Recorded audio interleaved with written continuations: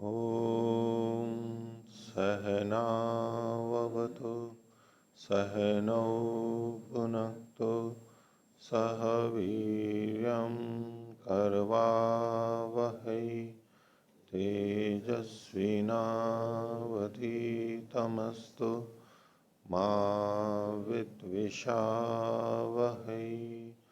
ओम शांति शांति शांति।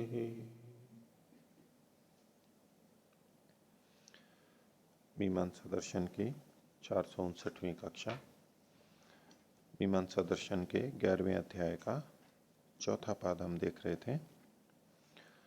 पृष्ठ संख्या 124, अधिकरण संख्या 8 से प्रारंभ करते हैं आगे का। शीर्षक है वाजपेय प्राजापत्य पशु अंगादि श्रपणार्थम। श्व को श्र कर लीजिए। प्राजापत्य पश्वंगादि श्रपणार्थम कुंभ्यादीनाम तंत्रताधिकरणम। तो वाजपेय याग में प्राजापत्य पशु हैं, अनेक हैं। उनके अंगों के श्रपण के लिए, पाक के लिए कुंभी आदि का यानी जो पात्र होते हैं उनके तंत्रता का अधिकरण है। एक ही पात्र में अनेकों के पाक हो जाएंगे। और कुंभी आदि से अन्य भी चीजें ग्रहण कर रहे हैं, उसको सूत्र में बताया है। तो 30वां सूत्र सिद्धांति का ही है। पशुगणे, जहां जहां भी पशु का गण होगा वहीं पर ये बात घटेगी। आवश्यकता विचार की वहीं पर ही है। पशुगणे कुंभी शूल वपा श्रपणादि नाम, श्र कर लीजिए इसको। तो कुंभी, कुंभी मतलब तो घड़ा, पात्र। शूल तो लंबा होता है जिसमें भेद करके फंसा करके फिर पकाया जाता है। और श्रपणी, शूल, हाँ वपा श्रपणी, वपा का श्रपण जिस पे किया जाता है। तो वपा एक पतली झिल्ली होती है, उसका श्रपण जिस पर करते हैं उसके लिए एक खांचा जैसा बनाया हुआ होता है लकड़ी का। उसमें कुछ बीच में पेड़ पौधों के डंडियां पतली पतली कांटे वाली, ऐसी जैसा हमने मैं चेन्नई में देखा था। एक जैसे कि बैडमिंटन आदि खेलते हैं उसके लिए आगे का होता है भागना। यूं समझिए कि उसमें एक चौखट सा बना हुआ रहता है और बीच में कुछ जाली जैसा बनाने के लिए तिनके विनके कांटे वाले रखे हुए होते हैं। तो उसके ऊपर वो फैला देते हैं तो फैल जाती है, वो अड़ जाती है, मतलब इधर उधर फैल जाती है। और पशु श्रपणी का, इसका वपा श्रपणी का चित्र भी हमारे इसमें दिया हुआ है स्रोत पदार्थों का संक्षिप्त परिचय में। ये तिकोना जैसा बना रखा है, यानी एक घेरा बना दिया, फ्रेम जिसको आजकल बोलते हैं चौखट, चौखट या तीन वाला है, आधार बना दिया। और इसमें ये बीच बीच में कीलें दिखा रखी हैं। या तो ये कीले हों और उस पर उसको फैला देते, कीलों में अटक जाता है और फैल जाता है, ये आधार बन जाता है। यूं वो हो नहीं सकता है। वहां इसकी जगह बीच में उन्होंने कांटे वाली कुछ चीजें लगा रखी थी, पौधे वगैरह उनके सूखे हुए, उसके ऊपर इसको डाल दिया था। फैला देते हैं उसको, फैली भी रह जाती है, अटकी भी रह जाती है, रुमाल की तरह से पतली। तो ये सब जो है श्रपण के लिए हैं चीजें। तो कुंभी शूल वपा श्रपणी नाम प्रभुत्वात् तंत्र भाव स्यात्। प्रभुत्व यानी समर्थ होने के कारण से, क्योंकि ये सब को कर सकते हैं इसलिए इसमें तंत्र भाव होगा, अलग अलग नहीं लेनी होंगी। भाष्य देखिए। वाजपेय प्राजापत्येषु पशुषु, प्राजापत्य पशुओं में ये 17 पशु होते हैं। कुंभ्या शूलस्य वपाश्रपण्याश्च, तो कुंभी का, शूल का और वपाश्रपणी का तंत्र भाव होवे। हेतु सूत्र में जो दिया विभुत्वात्, सूत्र में था प्रभुत्वात्, और यहाँ नीचे क्या हेतु लिखा है, विभुत्वात्। तो विभु और प्रभु ये शब्द समानार्थक भी होते हैं। इसको हम न्याय दर्शन के संदर्भ में भी देखते हैं, जहां पर विभु शब्द है तो विभु विशेषेण भवती थी, प्रभु प्रकर्षेण भवती, तो विशेष और प्रकर्ष समानार्थक है। तो ये सामर्थ्य को बताने के लिए, विभुत्व का मतलब वो सर्वव्यापक वाला अर्थ जो हम केवल वही लेकर के चलते हैं और उसके कारण कुछ स्थानों पे हमें समस्या भी आती है। तो सब जगह ये अर्थ नहीं है। प्रभु और विभु ये बातें हैं। योग दर्शन के संदर्भ में भी हम देख सकते हैं इसको, और न्याय के। तो हेतु है विभुत्वात्, इसका मतलब है शक्तत्वात्, समर्थ होने के कारण से। खोल रहे हैं इसी बात को, विभवती एका कुंभी, विभवती मतलब यही प्रभवती, विभवती प्रभवती, विभवती एका कुंभी सर्व पशूनाम अवदानानाम श्रपणे, एक ही कुंभी है, वो सब पशुओं के अवदान जो वहां से निकाले गए हैं उसको पकाने में समर्थ है। शूलम हृदयानाम, और शूल जो है वो हृदयानाम, हृदयों का, अलग अलग हृदय होंगे अलग अलग पशुओं के, उनके लिए लंबा शूल होता है ये। और वपाश्रपणी वपानाम, और अलग अलग वपा होगी तो वो वपाश्रपणी, एक ही वपाश्रपणी पे सब चीजें की जा सकती हैं पर्याय से। तस्मात तंत्रम स्युः, इसलिए ये तंत्र ही होनी चाहिए। तो सिद्धांत पक्षी आया यहां पर सीधा आगे, इसी से संबंधित बातें यहाँ हैं। नवा अधिकरण है, विभिन्न देवता केशु एक जातीय केशु च पशुषु कुंभ्यादीनाम तंत्रताधिकरणम। पीछे जो था उसमें तो पशु 17 थे, लेकिन सब प्राजापत्य पशु थे, यानी देवता एक ही था और पशु भी समान जाति वाले थे। पशुओं में भेद नहीं था और देवता में भी भेद नहीं था। तो एक ही पात्र में, कुंभ आदि में, कुंभी में वो करने की बात चल जाती है। अब आगे क्या उठा रहे हैं, भिन्न देवता केशु, जहाँ देवता तो भी भिन्न, देवता भिन्न भिन्न है, और एक जातीय नहीं है पशु, अनेक जातीयेषु पशुषु, पशु भी अनेक प्रकार के हैं, भिन्न भिन्न जातीय वाले हैं। तो वहां क्या करना चाहिए, तो ये शंका आती है कि भाई भिन्न देवता के लिए भिन्न भिन्न होना चाहिए पात्र, और पशु के कारण भी भिन्न भिन्न होना चाहिए। पर यहां पर भी सिद्धांति का मत यही है कि कुंभादि नाम तंत्रताधिकरण, उसमें भी तंत्र ही रहेगा।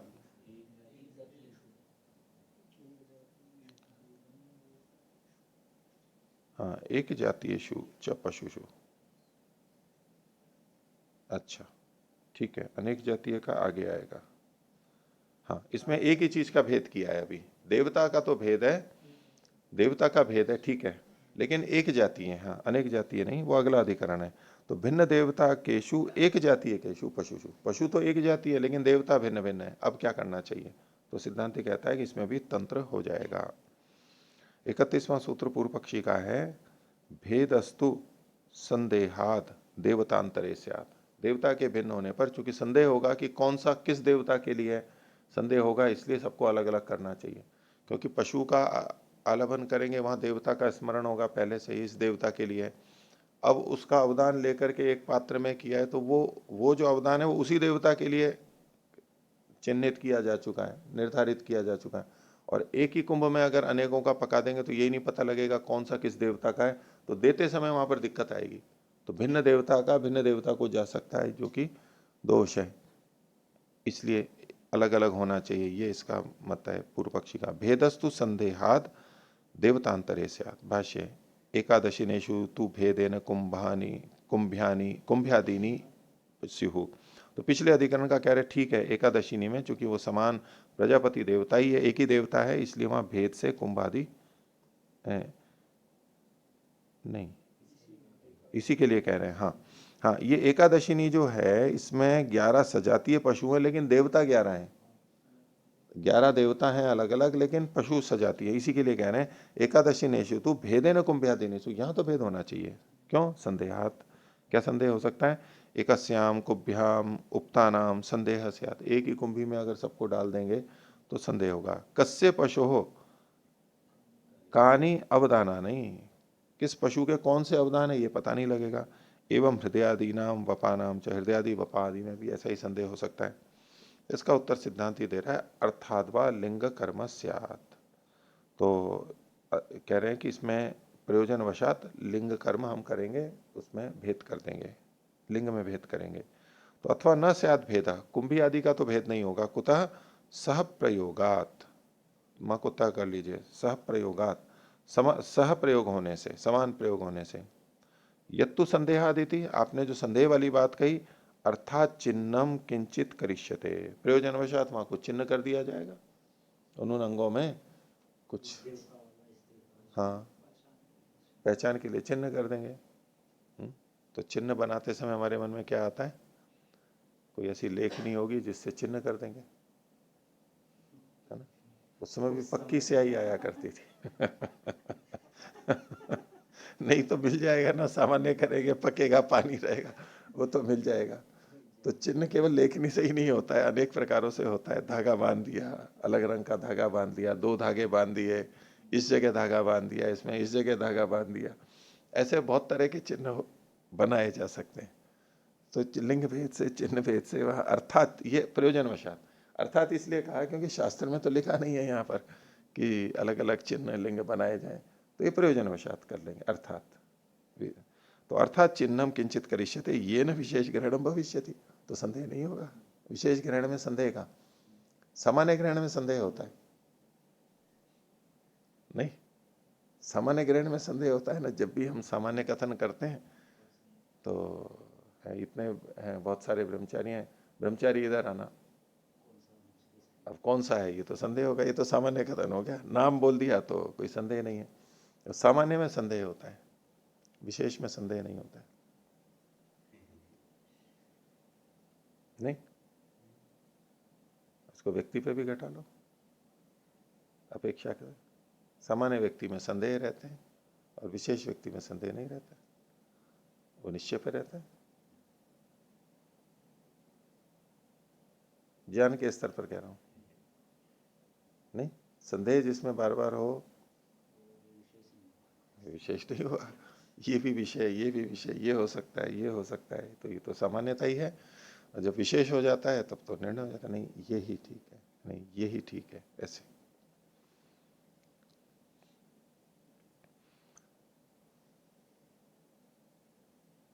तो संदेह से बचने के लिए विशेष बनना पड़ता है ना, सामान्य को छोड़ करके। और सामान्य को छोड़ देते हैं, विशेष में जाते हैं, तो वो पृथक तो करने वाला हो जाता है ना। सबसे मिलजुल करके चलना है तब तो सामान्य बन के ही चलना पड़ेगा,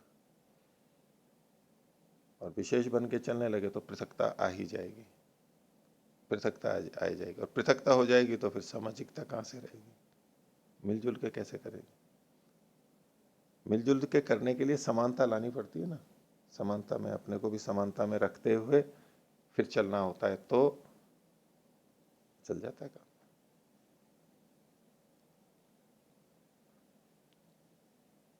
तो इसने कहा कि ये न विशेष ग्रहणम भविष्यति। आगे 33वां सूत्र पूर्व पक्षी का है, आ की जगह अ कर लीजिए सूत्र में, अयाज्यत्वाद वसानाम भेद स्यात्, अल्प विराम, स्वयाज्या प्रधानत्वात्। तो बोले कि ये चलो आपने उन पे तो चिन्ह लगा दिया, लेकिन जो वसा थी उस पे कैसे चिन्ह लगाओगे। अंगों के साथ वसा भी तो होती है ना, वो भी तो पकेगी, और पकेगी तो निकलेगी, वो इकट्ठी हो जाएगी बाहर, जल भी रहेगा, अलग से आएगी तो वो तो घुल मिल जाएगी, उसमें आप चिन्ह कैसे करोगे। तो अयाज्यत्वात् वसानाम, वसा के अयाज्य होने से, क्योंकि भिन्न भिन्न दृष्टि से वो अयाज्य हो जाएगी, क्योंकि घुल मिल जाएगी। अलग अलग होनी चाहिए थी, अलग अलग देवता के लिए जो कही गई है उस अंग वाली, तो भिन्न भिन्न की दृष्टि से अयाज्य हो सकती है। घुल मिल गई और फिर भी यूं होम कर दो, वो तो एक अलग बात है, लेकिन अयाज्य इसीलिए हो गई कि अलग अलग जो होनी चाहिए थी, विशेष होनी चाहिए, वो नहीं हो पा रहा है। तो अयाज्यत्वात् वसानाम भेदः स्यात्, स्वयाज्या प्रधानत्वात्, उनकी अपनी अपनी याज्ञा से उनका प्रदान होता है, कि ये इसके लिए प्रदान है, इसके लिए, अलग अलग प्रदान करते हैं, इसलिए एक साथ नहीं कर सकते। दो बातें हैं यहाँ पर, भाष्य देखिए, कुंभ्यास तंत्र भावो न घटते, कुंभी का तंत्र भाव संगत नहीं होगा। क्यों? अयाज्यत्वात् वसाना, वसा के अयाज्य हो जाने से। कैसे होगा उसको आगे खोल रहे हैं, विपरीत अल्पविराम में लीजिए, याज्यार्धर चांते, वसा का अयाज्य हो जाने से, अयाज्य मतलब यजन, और याज्ञा जो मंत्र होता है उसके संदर्भ में देखिए इसको, याज्यार्धर चांते वसाम जो होती थी, इसको विपरीत अल्पविराम में लीजिए, याज्ञा के की जो ऋचा है उसके आधे के समाप्त होने पर, याज्ञा अर्धर चांते वसाम जो होती है, पहले भी आ चुका है, वसा का होम उस समय करता है, मंत्र के अंत में नहीं, बीच में ही कर देता है। इति श्रुतम प्रकृत, प्रकृति में यह वचन हमने सुना है, पढ़ा गया है, तत्र स्वयाज्ञा अर्थर चांते वसा हुता, वसा का जो होम होगा, सबकी अपनी अपनी जो याज्ञा है उसकी अर्धर चांत में ये होम होना चाहिए, सबके अपने अपने होने चाहिए। यहाँ भी तथैव होता हुआ, यहाँ भी ऐसे ही करना चाहिए आपको। न च वसानाम लिंगम कर्तुम शक्यम, वसा का आप चिन्ह तो कर नहीं सकते। तो जो जिसकी जो याज्ञा है उस याज्ञा के साथ उस वसा का ही होम होना चाहिए, वो आप कर नहीं पाओगे, इसलिए अलग अलग पात्र होने चाहिए। इस पर सिद्धांति कहता है अपिवा प्रतिपत्तित्वात् तंत्रम स्यात् अल्प विराम स्वत्वस्य अश्रुतिभूतत्वात्।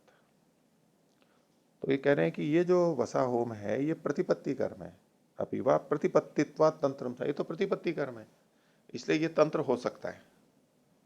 और स्वत्व से अश्रुति भूतत्वात्, उसका स्वत्व का वहां कथन नहीं है कि याज्ञा से, ये जो था ना याज्ञा के अर्धरचांत में वसा से जो होती होम करता है, तो अपनी याज्ञा के अर्धरचांत से करेगा, मैं अर्धरचांत में करेगा, ये स्व का कथन नहीं है वहां पर, कोई सी भी हो सकती है। तो इसलिए अलग अलग करने की आवश्यकता नहीं है, ये सिद्धांति का कहना है। भाष्य देखिए, अपिवा तंत्रम कुंभी स्यात्, नहीं ऐसा होने पर भी कुंभी तो तंत्र ही हो सकती है। हेतु है प्रतिपत्तित्व, खोल रहे हैं इसको, शेष भूता वसा, वसा जो है यहाँ शेष भूत है, गुण रूप में है। तासाम प्रतिपत्तिरियम, उनकी वसा की ये प्रतिपत्ति है। और प्रतिपत्ति होने पर प्रतिपत्ति से द्रव्यम न प्रयोजयति, प्रतिपत्ति द्रव्य को प्रयोजित नहीं करती है। या तो यूं कहे कि ये इस देवता के लिए है, इसके लिए ऐसा, क्योंकि जो प्रतिपत्ति है उसका कोई प्रयोजन नहीं होता है। प्रतिपत्ति अपने आप में वो प्रयोजन है, वो द्रव्य की समाप्ति करनी है। तो और किसके लिए है ये कथन वहां बन ही नहीं सकता जहां प्रतिपत्ति है। तो भिन्न भिन्न देवता के लिए जब है ही नहीं तो अलग अलग पढ़ने की आवश्यकता ही नहीं है, बस ये तो प्रतिपत्ति है। तो प्रतिपत्ति से द्रव्यम न प्रयोजयति, यानी ये जो वसा है ये उस द्रव्य को, यानी अंग का प्रयोजक नहीं हो सकती कि ये प्रतिपत्ति इसकी है तो इसके लिए इसी अंग से आएगी, ऐसा नहीं कर सकती। प्रतिपत्तिश्च द्रव्यम न प्रयोजयति कुतः, वो पूछता है, तो तद्धारणार्थम पात्रम, क्यों ऐसा, उसके धारण के लिए ये पात्र है, ये जो पात्र है बस उसके धारण के लिए है। अत्यंत संश्लिष्टाश्च वसाः ताः स्वयाज्यार्धर्चान्ते एव हुता भवन्ति। अत्यंत संश्लिष्ट वसा होती है जो कि जुड़ी भी रहती है, इसलिए स्वयाज्ञा के अर्धरचांत में ही वो हुत होती है। इस पर पूर्व पक्षी कहता है ननु परियाज्यार्धरचांते भी प्रसज्यते। पूर्व सिद्धांति का तो कहना था कि वो अत्यंत संश्लिष्ट होती है और प्रतिपत्तिकर में तो जिस जहां जहां वो जिस मंत्र से याज्ञा के अर्धरचांत में की जाएगी वो उसी का अपना कहलाएगा। तो इस पे पूर्व पक्षी कह रहा है ननु परियाज्यार्धरचांते भी प्रसज्यन्ते, वो जो घुली मिली रहेगी तो अपनी याज्ञा में तो हो ही जाएगी, दूसरे की याज्ञा में भी बची कहीं रहेगी तो वो जाएगी। इस पर सिद्धांत कह रहा त्रुच्यते स्वत्व से अश्रुति भूतत्वात्, सूत्र का अंश है, खोल रहे हैं, नात्र श्रूयते स्वयाज्ञा अर्धरचांते होतव्या अल्प विराम। ये थोड़ा ना इस वचन में कहा गया कि अपनी याज्ञा के अर्धरचांत में ही इसका होम करना चाहिए, न परियाज्या अर्धरचांते थी, और निषेध भी नहीं है कि परियाज्या के अर्धरचांत में नहीं होम करना चाहिए। तस्मात परत्र होमो न दोषाय न अभ्युदयाय, तो यदि उसमें से कुछ दूसरी जगह भी चली जाती है, जाएगी ही दूसरी याज्ञाओं में, तो उससे न तो कोई दोष होता है और न ही उससे कोई अभ्युदय होता है। अतस्तंत्र में कुंभी अपि स्यात्, तो कुंभी तो तंत्र ही होनी चाहिए। 35वां सूत्र पूर्व पक्षी का है, सकृदिति चेत, बोले फिर तो यूं कर लेना चाहिए कि सारी की सारी वसा का एक ही साथ कर देना चाहिए हो, एक ही याज्ञा के अंत में, भाई कहीं आए जाए कोई फर्क तो पड़ नहीं रहा है, ऐसा सिद्धांति ने कहा ना, तो ठीक है एक ही बार कर दो उसका, एक ही याज्ञा कोई सी भी याज्ञा ले लो उसके सबका होम कर दो। सकृत इति चेत पश्यसी सत्वम न श्रुतम इति, यहाँ सत्व अगर श्रुत नहीं है तेन तरही सकृत एवं होम प्रथमे याज्ञा अर्धरचांते भवतु, पहली याज्ञा के अर्धरचांत में कर दो समाप्त सारे को। एवं सहत्वम च अनुगृह्यते, साथ साथ होना भी अनुगृहित होगा। याज्ञा अर्धरचांते च हुतम भविष्यति, और याज्ञा के अर्धरचांत में भी हो जाएगा तो कोई दोष नहीं है। स्थितानाम प्रतिज्ञायाम सूत्रेण परिचोदयति, तो ये प्रतिज्ञा तो थे ही पहले से, उसको एक सूत्र के द्वारा इस दोष को दिखाया गया है। तो इसका उत्तर सिद्धांति दे रहा है 36वें सूत्र में, न काल भेदात, ये ठीक नहीं है एक साथ करना क्योंकि उनके काल का भेद है। नहीं तदेवं प्रथमे अर्धरचांते इति, प्रथम अर्धरचांत में ही सारे को कर दें ऐसा नहीं है। किम तरही प्रत्यर्धरचांते होतव्या, प्रत्येक अर्धरचा के अंत में होम करना चाहिए। कुतः, हेतु सूत्र वाला है काल भेदात, खोल रहे हैं उसको, भिन्ना याज्ञार्धरचांता, ये जो याज्ञा अर्थर्चांत है वो सब अलग अलग हैं। और यहाँ पर निमित्त सप्तमी चेयम याज्ञार्धर्चांते इति, ये निमित्त सप्तमी है, याज्ञा के अर्धर्चांत के आने पर ये करे, यज्ञा के अर्धचांद के आने पर गए निमित्त है, तो जब जब निमित्त उपस्थित होगा तब तक होम करना होगा, तो प्रत्येक यज्ञ के अंत में करना चाहिए। पूर्व पक्षी का था कि भाई पहले यज्ञ के अर्धचांत में कर दो और बाद में मंत्र चलते रहेंगे, तो नहीं, ये निमित्त है, तो वो निमित्त के आने पर नैमित्तिक होना ही चाहिए, तो बार बार करना ही होगा।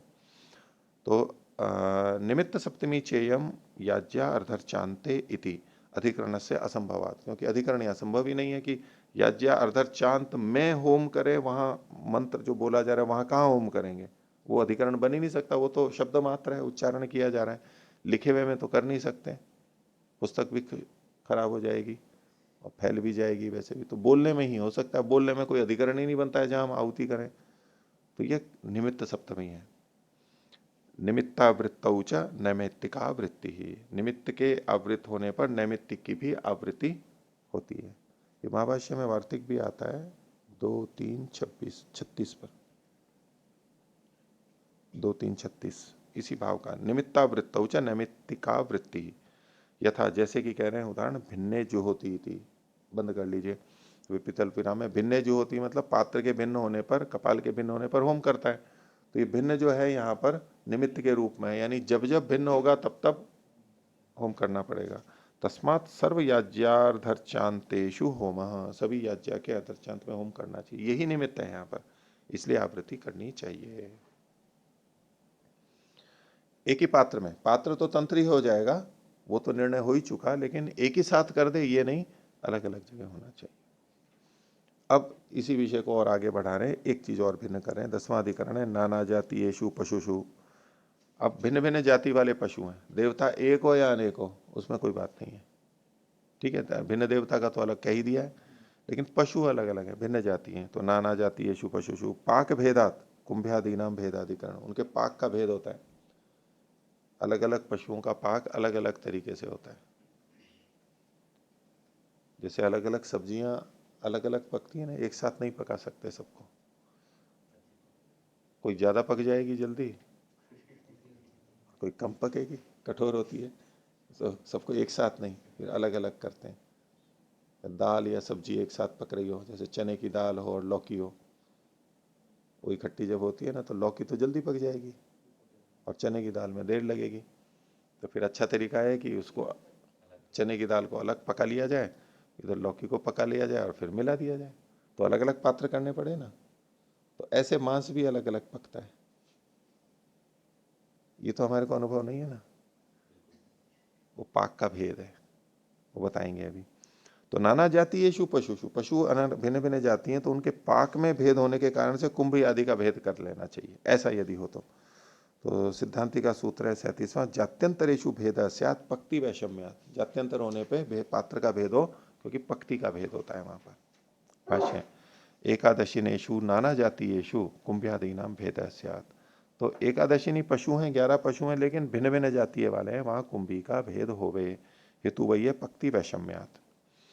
अब इसके बाद में जो लिखा है ये, इसको बड़े कोष्टक को बंद कर रहे हैं यहाँ पर, इसको तो काट दीजिए।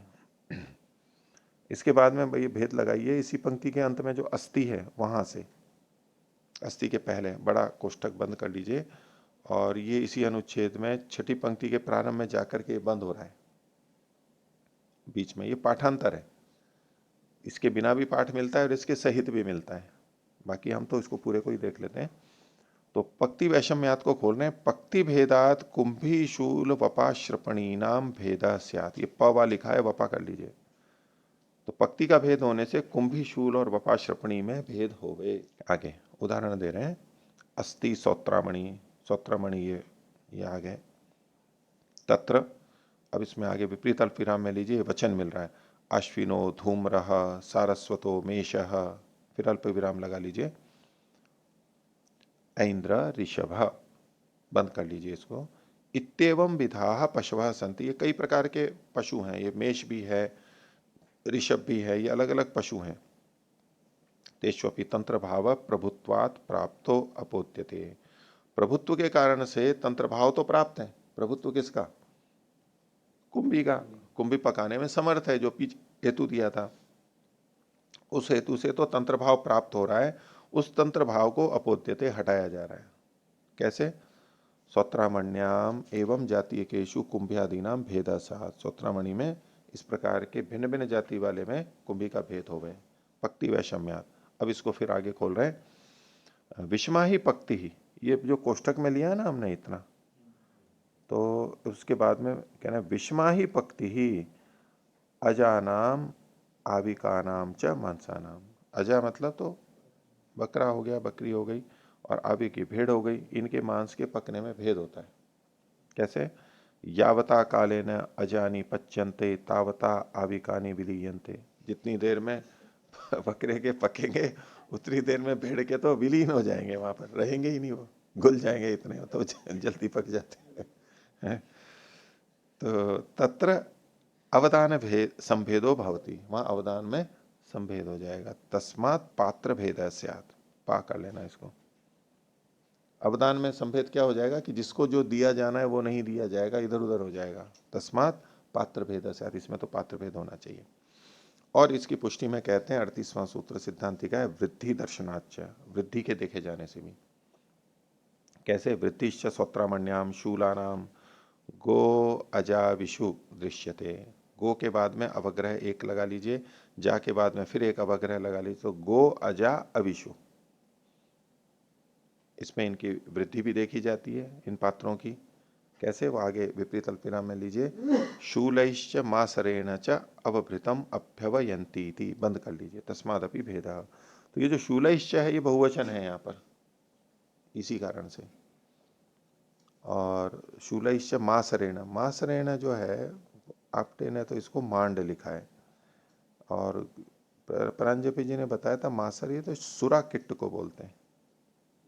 सुरा किट्ट, सुरा मतलब तो मध्य आदि होता है, उसका किट्ट मतलब नीचे का भाग, जो गाद बचती है ना नीचे, कुछ चीजें डाली जाती है, रखे रखे तो वो नीचे बैठ जाती हैं, तो ऊपर ऊपर से तो हटा लिया, छान लिया, वो नीचे का जो बचता है उस मैल कह लीजिए, अवशिष्ट पदार्थ है, सुरा किट्ट। तो मासरेण च अवभृतम अभ्यवयंती, अवभृत की तरफ जाते हैं, तो यहाँ शूलैश्च पे केंद्रित है ये, यहाँ पर बहुवचन कहा गया है। इससे भी पता लगता है कि अलग अलग होने चाहिए। आगे 11वां अधिकरण है, अश्व प्रतिग्रहेष्ट्याम प्रतिपुरोडाशम कपाल भेदाधिकरणम। ये तंत्र होगा या आवृत्ति होगी वही विषय चल रहा है। तो अश्व प्रतिग्रहेष्टि है ये, इसमें अनेक पुरोडाश हैं, तो प्रतिपुरोडाश कपाल का भेद होना चाहिए, ये सिद्धांति का मत है।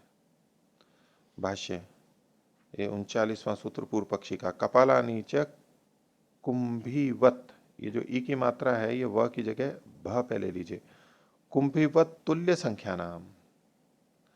तो कपाल जो है वो कुंभी के समान होवे, समान होवे, तुल्य संख्या नाम, जो समान संख्या वाले हैं उनमें हो जाए। भाष्य, अश्व प्रतिग्रहेष्ट्याम वारुणाश चतुष्कपाला पुरोडाशा अश्व संख्या श्रूयन्ते। तो अश्व की, अश्व प्रतिग्रहेष्टि है कोई ये, तो उसमें वरुण देवता वाले चतुष्कपाल पुरोडाश हैं, और वो कितने होने चाहिए? अश्व संख्या श्रूयन्ते, जितनी अश्वों की संख्या होती है उतने ही पुरोडाश होने चाहिए, क्योंकि अश्व प्रतिग्रहेष्टि है, तो अश्व होंगे, अश्वों की संख्या के अनुरूप होनी चाहिए। जैसे कि ये वचन आगे दे रहे हैं विपरीत अल्पविराम में लीजिए, यावतो अश्वान प्रतिगृह्णीयात् तावत चतुष्कपालान, तावत चतुष्कपालान वारुणान निर्वपेद इति, बंद कर लीजिए। तो जितने अश्वों को लेवे उतने ही चतुष्कपाल वरुण देवता वाले चतुष्कपाल पुरोडाश का निर्वाप करे। अब इसमें विचार किया जा रहा है, तत्र विचार्यते किम दीर्घेशु कपालेशु सर्वेशम श्रपणम कर्तव्य। एक बड़े कपाल में सबका श्रपण करें, सबका का मतलब कैसे करेंगे कि होंगे तो चार ही, क्योंकि शास्त्र में लिखा है चतुष्कपाल है ये, तो चतुष्कपाल तो होंगे, लेकिन पहले में जब प्रकृति में मान लो एक एक ही हो, तो चतुष्कपाल का क्या मतलब होता है? वो चार रहते हैं, उन चारों पे उसको एक ही को फैला दिया जाता है, ये चतुष्कपाल पुरोडाश हो जाएगा।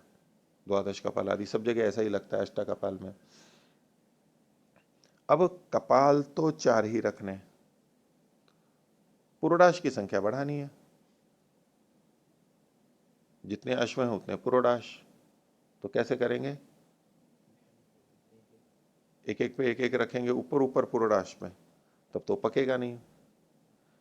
तो ये जो पक्ष रख रहा है ना, दीर्घेशु कपालेशु सर्वेशम श्रपणम कर्तव्यम, मान लीजिए 5 अश्व हैं और 5 पुरोडाश ले लिए, कपाल 4 ही ले रहा है ये, वो बड़े बड़े ले रहा है, तो बड़े बड़े हो गए तो दूर दूर हो गए, उसी पे पुरोडाश रख देगा वो। ऐसे 4 हैं, 5 हैं, 10 हैं, जैसा भी है। लेकिन इसका सुझाव है कि कपाल तो 4 ही रहने चाहिए, क्योंकि कपाल को बढ़ाने की संख्या तो लिखी नहीं है, चतुष्कपाली होने चाहिए, तो 4 कपाल ले लो, बड़े बड़े कर लो। तो प्रश्न ये है कि पहला पक्ष ये है कि किम दीर्घेशु कपालेशु सर्वेशम श्रपणम करते हुए, यानी होंगे तो 4 ही ऐसा, अथवा प्रति पुरोडाशम कपाल चतुष्क भेदा है, अथवा जितने भी पुरोडाश हैं सबके लिए अलग अलग चतुष्कपाल होंगे।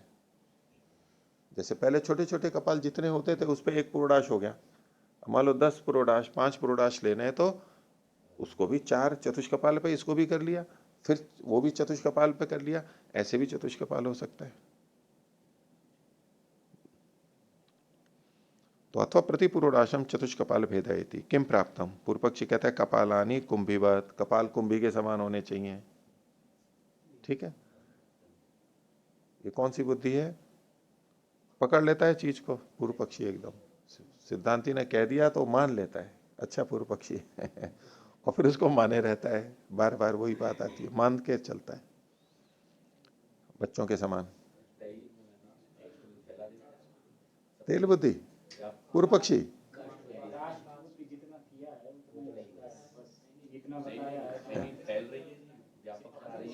सब जगह लगा रहा है, लेकिन लगा वह उतना का उतना ही रहा है।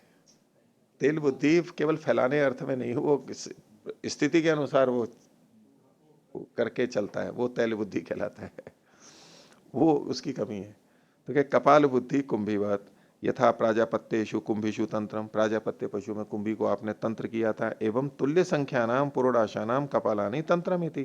तो तुल्य संख्या मतलब तो अश्व से तुल्य संख्या वाले जो पुरोडाश हैं वो उनके में कपाल भी तंत्र हो जाएगा।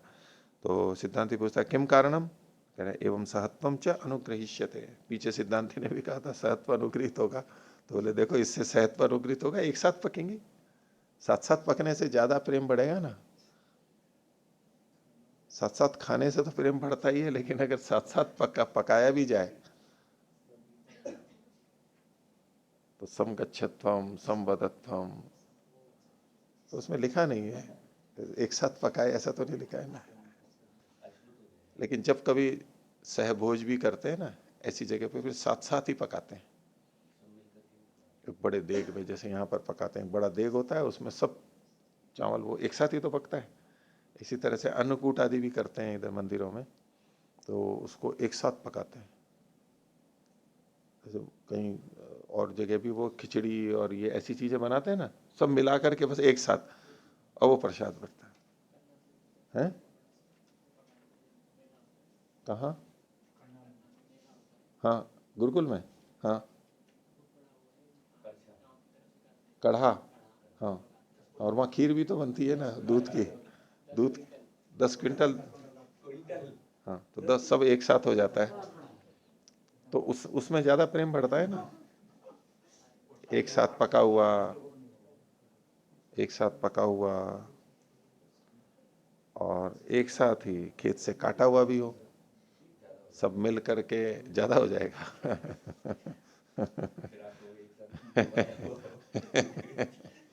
नहीं, ये तो है ना, उसमें प्रेम ज्यादा रहता है ना, कि देखो हमने बोया भी इसको साथ साथ, पानी भी साथ साथ दिया, नड़ाया भी साथ साथ, और फिर काटा भी साथ साथ, फिर उठा करके एक साथ लेके आए, एक साथ पकाया, और एक साथ खा रहे हैं। नहीं, जितना संभव है उसमें जितना संभव है उतना एक साथ साथ खा रहे हैं, एक ही काल में खा रहे हैं, एक ही स्थान पे खा रहे हैं। हाँ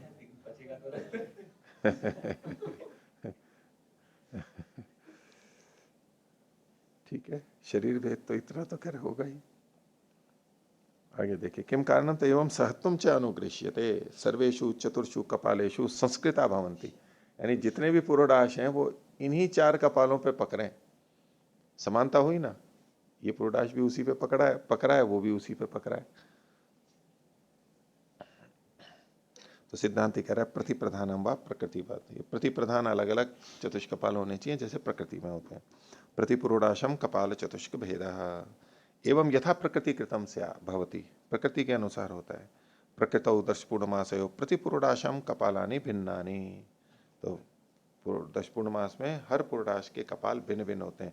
इहापि तद्वदेव भेत्तव्यानि चोदकानुग्रह है, अतिदेश के अनुग्रह के लिए ऐसा होना चाहिए। अपिच यदि कपालानि तंत्रम भवेयुः नैको भी पुरोडाश चतुष कपालेशु संस्कृत स्यात्। अब युक्ति से दोष दिखा रहे हैं कि अब आपकी बात मान भी ली जाए कि 4 कपाल ले लिए बड़े और वो तंत्र हुए, अब उस पर मान लीजिए 10 पुरोडाश पकने या 5 पुरोडाश पकने, ठीक है, तो वो जो पुरोडाश पकेंगे वो चतुष कपाल थोड़ा कहलाएंगे। चतुष कपाल तो वो होता है एक साथ चारों कपालों से उसका स्पर्श तो होना चाहिए पुरोडाश का। अब बड़े बड़े 4 ले लिए, अब उसको डाला तो एक पुरोडाश कहाँ जाएगा, किसी एक पे ही तो रहेगा, बड़ा हो गया, चारों के तो स्पर्श कर, दूसरा दूसरे पे रहेगा, तीसरा तीसरे पे रहेगा। तो जो चतुष्कपालता थी वो तो नहीं हो पाई ना, पुरोडाश तो एक ही कपाल पे पकड़ा है, तो इसलिए वो संगत नहीं है, वो धर्म छूटेगा। तो अपिच यदि कपालानी तंत्रम भवेयुः नैकोपि पुरोडाश चतुष्कपालेषु संस्कृत है। एक भी कपाल ऐसा नहीं होगा, नहीं एक भी पुरोडाश ऐसा नहीं होगा जो चतुष्कपाल कहलाया जा सके। सर्वे कपाल अवयवेशु पक्वा भवेयु, पक्वा कर लेना, जितने भी कपाल हैं, जितने भी ये पुरोडाश हैं, ये कपालों के अवयव में पक्व होंगे। 4 हैं और 10 पुरोडाश बनाने तो क्या होगा, एक पूरे कपाल पे भी नहीं पकेगा, एक कपाल पे भी मान लो 2-2 आ गए, तो कपाल के अवयव में पक्व होगा। तत्र कपाल शब्दों बाध्य था, फिर कपाल शब्द बाधित होगा कपाल पे। तस्मात् भेदा इति, तस्मात् भेदा इसलिए भिन्न भिन्न होने चाहिए। 41वां सर्वेशाम च अभिप्रथनम स्यात्, और ये वचन भी मिलता है कि पुरोडाश का प्रथन होना चाहिए, चतुष्कपाल है तो उन सब कपालों पे। इदम श्रूयते विपरीत अल्पिराम यावत कपालम पुरोडाशम प्रथयति, जितना कपाल है उतने पुरोडाश को फैलाता है। चतुष्कपाल है तो इतना फैलाना चाहिए कि चारों कपालों पे आ जाए, ऐसे ही नहीं कि एक कपाल पे रखा है बाकी कपाल केवल दिखाने के लिए रखे हुए हैं। अष्टा कपाल वो तो सब पे फैलना चाहिए। तो यावत कपालम पुरोडाशम प्रथयति, बंद कर लीजिए। तत्र अशक्यम तंत्र भावे संपादयितुम, जब तंत्र भाव करोगे तो ये बात तो घट ही नहीं सकती है। तस्मादपि भेद, क्यों नहीं घट सकती, पहली बात तो आप इतना बड़ा कर दोगे वो पुरोडाश इतना फैल पाएगा या नहीं फैल पाएगा, और आपने फैला भी दिया तो एक को फैला दिया, एक का मान लो सबसे संस्पर्श भी हो गया, तो जो दूसरा आएगा तीसरा चौथा आएगा वो कहाँ जाएगा, वो तो ऊपर ऊपर ऊपर आएगा, सब कपालों से तो उसका संस्पर्श हो नहीं पाएगा, इसलिए अलग अलग होना चाहिए। आगे 12वां अधिकरण दर्शपूर्णमासयो अवघात मंत्रस्य सकृत अनुष्ठानाधिकरणम। अवघात उत्पन्न करते हैं दर्शपूर्णमास में, तो उसमें मंत्र भी बोलते हैं। तो वो कितनी बार बोलना चाहिए मंत्र, तो बोले एक बार बोलना चाहिए, ये सिद्धांति का मत है, इसको अवघात न्याय बोलते हैं। अब आगे मंत्रों की चर्चा चलेगी, कितने बार मंत्र बोलना चाहिए, इसके लिए मंत्र, इसके लिए मंत्र, इसके लिए मंत्र, जैसे जागरण मंत्र है, स्नान मंत्र है, तो दंत धावन मंत्र है, शौच का मंत्र है, वस्त्र धारण का मंत्र है, ठीक है। जो वेद निष्ठ होते हैं, वेद के अनुसार करना चाहते हैं, वो ऐसे ऐसे बहुत मंत्र बोलते हैं, बना भी रखे हैं कईयों ने। और खांसी आए तो उसके बाद का मंत्र, छींक आए तो उसके बाद का मंत्र, पहले आ चुका है, जिह्वा का है, जिह्वा, तो ऐसे अलग अलग होते हैं। मैंने आपको तब बताया था एक मुस्लिम की घटना, नहीं बताई थी। एक बार मैं किसी जगह से रेल से आ रहा था, तो मेरे साथ में एक व्यक्ति बैठे थे, मुस्लिम थे वो युवक, वो एक अटैची थी बहुत बड़ी उनके साथ में, तो विक्रेता थे, लोगों को प्रकाशक एक थे, उसके चीज़ें जा जा के दिखाते हैं विद्यालयों में मदरसों में। तो वैसी बातचीत चलती रही, तो बोले जी मैं ये काम करता हूँ, ये किताबें देता हूँ उनको, छोटे छोटे बच्चों की होती है ना, तो ऐसे फिर उन्हें दिखाई, बहुत सारी बनी हुई थी, जैसे बच्चों को सिखाते हैं तो चित्र भी होता है और वाक्य भी होता है। ऐसे सचित्र थी, रंगीन। तो उस जो क्रिया चल रही है उसका चित्र दे रखा था और उसके साथ में वो वाक्य लिखा हुआ था, कुरान शरीफ का होगा, जिसका जो भी, ऐसे वाक्य लिखे, इस समय में ये बोलना चाहिए, इस समय ये बोलना चाहिए, हर छोटी छोटी चीज के लिए। उठ के बैठे तो ये इसके लिए, ये करेंगे तो इसके लिए, कान में खुजली करेंगे तो इसके लिए। ऐसे, ये तो मैं थोड़ा वैसे ही बोल रहा हूँ, मतलब इस तरह से हर चीज के लिए, छोटी छोटी चीजों के लिए वो वचन थे। अब ईश्वर प्रणिधान तो ऐसे ही बनेगा। मंत्र भी है कि हर चीज के साथ कैसे करें, तो मंत्र को जोड़ दिया, उसे विनियोग कर दिया। जब भी होगा मंत्र बोलेंगे, मंत्र बोलेंगे तो वो अर्थ आएगा, मंत्र भी याद होंगे, परमात्मा का भी स्मरण होगा, वेदों की रक्षा भी होगी। तो ये बहुत सारी चीजें एक साथ एक साथ इतने इतने दे रखे, तभी देखो कोई झलक यहाँ पर है, यहीं से गया हुआ है वो, हमारे यहाँ से। अच्छी चीज को सब अपनाते ही हैं। तो ये अवघात न्याय, तो दर्शपूर्ण महाशयो अवघात मंत्र से सकृत अनुष्ठानाधिकरणम, ये एक ही बार कह रहे हैं, भक्ति थोड़ी कम है इनमें, सिद्धांति में। 42वां सूत्र, एक द्रव्य संस्काराणाम व्याख्यातम एक कर्मत्वम अल्प विराम तस्मिन् मंत्रार्थ नानात्वाद आवृत्तौ मंत्रस्य असकृत प्रयोगः स्यात्। तो बोले एक द्रव्य में जब संस्कार किया जा रहा हो तो ये हमने व्याख्यात कर दिया है कि इसका एक कर्मत्व होता है, ये पहले कह चुके हैं। तो जो धान्य लिया है जिसका अवघात कर रहे हैं वो एक द्रव्य हो गया, और उसका जब तक पूरा संस्कार नहीं हो जाता है तब तक उसकी अच्छी क्रिया की आवृत्ति की जाएगी। जैसे कूटना है तो बार बार कूटना चलेगा। और तस्मिन मंत्रार्थ नानात्वात्, तस्मिन मतलब जहां पर, यहां इस प्रसंग में नहीं लेना है, कहीं पर अन्यत्र, जहां पर, यत्र मंत्र के प्रयोजन के भिन्न होने से, अर्थ का मतलब प्रयोजन, मंत्रार्थ के नाना होने से आवृत्ति होने पर वहां मंत्र से असकृत प्रयोग है। तो वहां तो मंत्र का अनेक बार प्रयोग होगा, असकृत, सकृत एक बार, तो अनेक बार प्रयोग हो सकता है, लेकिन यहां नहीं होगा, ये कहना चाह रहे हैं। भाष्य, दर्शपूर्ण मासयो श्रूयते व्रीहीन अवहंती थी, व्रीहीन अवहंती को विपरीत अल्पविराम में लीजिए, तत्र मंत्र अवरक्षो दिवा सपत्नम बध्यासमिति, बंद कर लीजिए।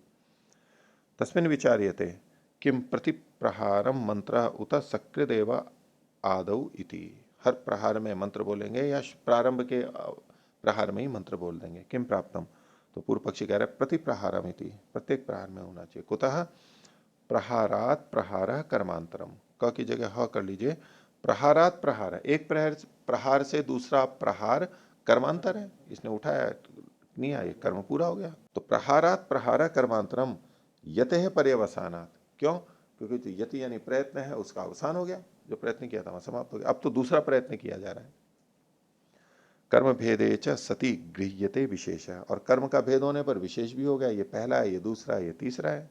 और विशेष होने पे ये न कर्मणा सन्निपतितो मंत्र तदर्थ इति, तो मंत्र जिस कर्म के साथ में पढ़ा गया है वो मंत्र उसी के लिए होगा। गृह्यमाणे च विशेषे भेदो दृष्टा, और जब भेद पता लग रहा है हमारे को इन कर्मों का, तो विशेष के दिखाई देने पर भेद पता लगता ही है। तस्मात् प्रति प्रहारम मंत्र इति, हर प्रहार में मंत्र होगा। देखो विशेष के दिखते ही भेद आ जाता है। गृह्यमाणे च विशेषे भेदो दृष्टा, विशेष के आते ही भेद हो जाता है। और अगर हमारे को साधना करनी है अभेद दृष्टि, तो विशेषता से बचना होगा, विशेषता को हटा देना होगा। नहीं, भेद दृष्टि बन जाती है ना, भेद दृष्टि बन जाती है। विशेषता अपने में आते ही तो यूं नहीं लगेगा कि मेरे में ये विशेषता है और सामने वाले में नहीं है। समस्या, भेद देखने लगेगा ना, मैं अलग वो अलग, और फिर घमंड आ जाएगा कि मेरे में तो ये गुण, इसमें तो ये नहीं है।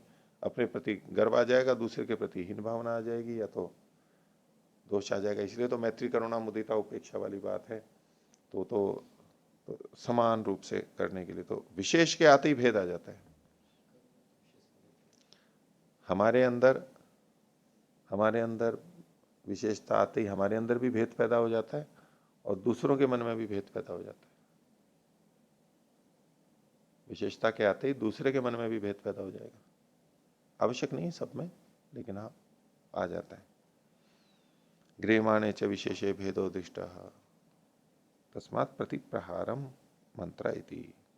सिद्धांत कह रहा है इस पर, एवं प्राप्ते उच्यते एकस्मिन् द्रव्ये व्रीह्यादौ संस्काराणाम अवहंत्यादीनाम, न के बाद में त जोड़ लीजिए, संस्काराणाम अवहंत्यादीनाम व्याख्यातम एक कर्मत्वम, से की जगह में कर लीजिए, व्याख्यातम एक कर्मत्वम।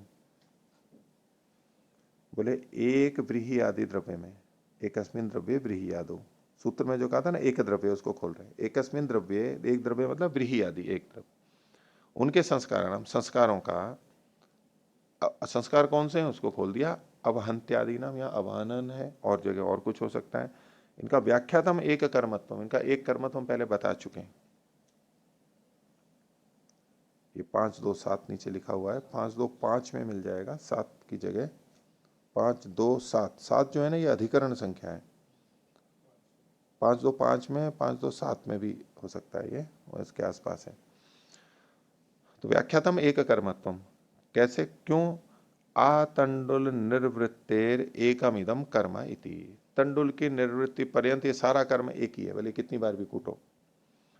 आगे विपरीत अल्पविराम में लीजिए, ये सूत्र के जैसा है, ये एकदम झुका तो नहीं है।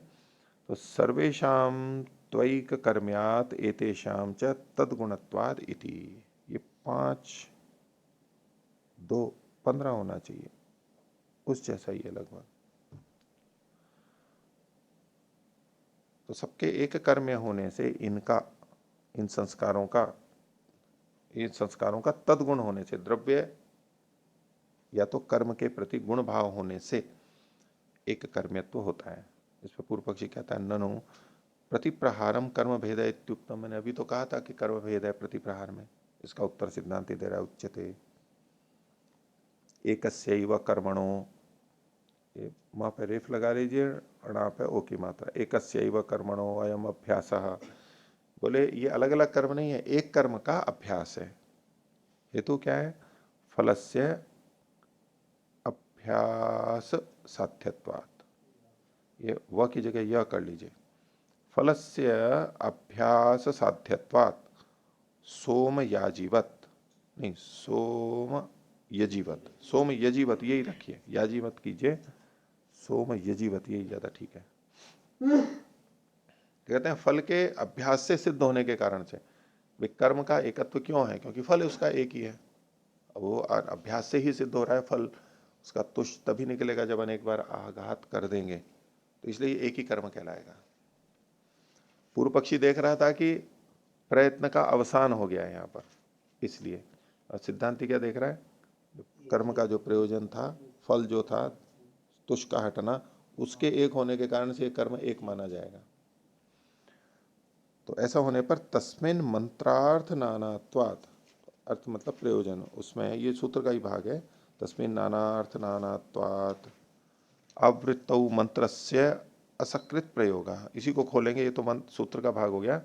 आगे कहते हैं यत्र मंत्रार्थस्य नानात्वम, जहां मंत्रार्थ का यानी मंत्र के प्रयोजन का नानात्व है, भिन्नता है, तत्र अस्य आवृत्तिर भवति, वहां इसकी आवृत्ति होगी।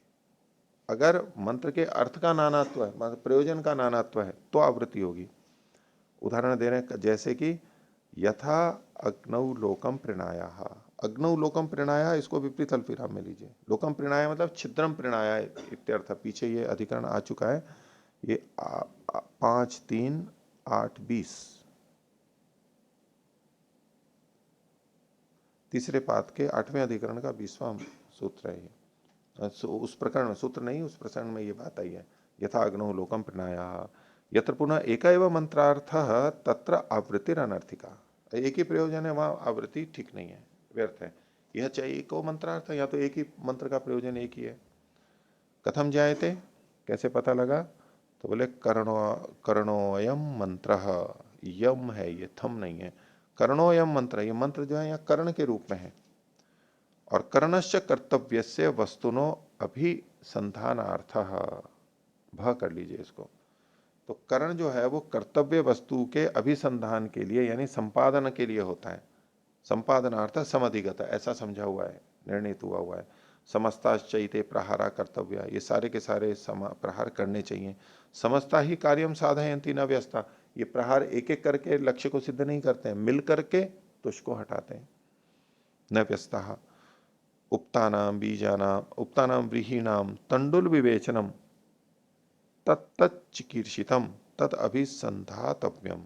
तो उपतानाम मतलब जो निकाले गए हैं, निर्वाप किए हुए जो व्रीही हैं, उनके तंडुल का विवेचन यानी उसको अलग करना, छिलके को, यत्त चिकीर्षितम जो कि चिकीर्षित है, करने की इच्छा है उसमें, तद अभिसंधातव्यम उसी को यहाँ पर जोड़ना चाहिए, उसी के आधार पर देखना चाहिए। तस्मात् सर्व प्रहाराणाम क्रिया मंत्रेण अभिसंहिता, तो सब प्रहारों की जो क्रिया है वो मंत्र के द्वारा कह दी गई है, संग्रहित है। तत्र आवृत्तिर अनर्थिका, आवृत्ति व्यर्थ है वहां पर। तस्मान मंत्र से सकृत प्रयोग स्यात्, तो मंत्र का एक ही बार प्रयोग होना चाहिए। 13वां अधिकरण नाना बीजेष्टौ अवघात मंत्र से आवृत्त्यधिकरणम। पहले तो बीज एक ही था तब कथन किया था, अब अगर बीज अलग अलग है तो क्या करें, तो उसका उत्तर दे रहे हैं, अलग अलग बीज हैं। तो नाना बीजेष्टौ अवघात मंत्र से आवृत्त्यधिकरणम, आवृत्ति करेंगे। सिद्धांति का ही सूत्र है, द्रव्यांतरे कृतार्थत्वात् तस्य पुनः प्रयोगात् मंत्र से तद गुणत्वात् पुनः प्रयोग स्यात् तदर्थेन विधानात्। तो एक द्रव्य के कृतार्थ हो जाने पर, उसका छिलका आदि या कूटना पीसना हो जाने के बाद में उसका पुनः प्रयोग होगा, पुनः प्रयोग से मंत्र का तदगुणत्वात्, उसका गुण होने से, मंत्र उसके गुण के रूप में है तो पुनः प्रयोग स्यात्, क्योंकि वो उसी के लिए उसका विधान किया गया है। भाष्य राजसूये, त की जगह र, राजसूये नाना बीजेष्टि, नाना बीज वाली इष्टि है, देखो विपरीत अल्पविराम में, अग्नये गृहपतये आशूनाम अष्टाकपालम निर्वप्यति, आशूनाम सोमाय वनस्पतये श्यामाकम चरुम, ये श्यामाक हो गया, इत्येवम आदि ऐसे और भी वचन है वहां पर। तस्याम अवहंति ही समंत्र का चोदके न प्राप्यते। अब यहां पर अतिदेश वचन से समंत्रक अवहंति प्राप्त हो रही है, मंत्र सहित अवहनन। अत्रापि पूर्वेण न्याय ने सक्रिन मंत्र से प्रयोग प्राप्त, पिछले अधिकरण की तरह से देखेंगे तो एक ही बार में इनका प्रयोग प्राप्त है। क्यों? सर्व बीजानाम विस्तुषीकरणम चिकीर्षितम तद अभिसंधीयते, तो सभी बीजों का विस्तुषीकरण, छिलका तो हटना ही है सबका, यही चिकीर्षित है, यानी प्रयोजन, यानी अर्थ जो है, प्रयोजन है वो समान है।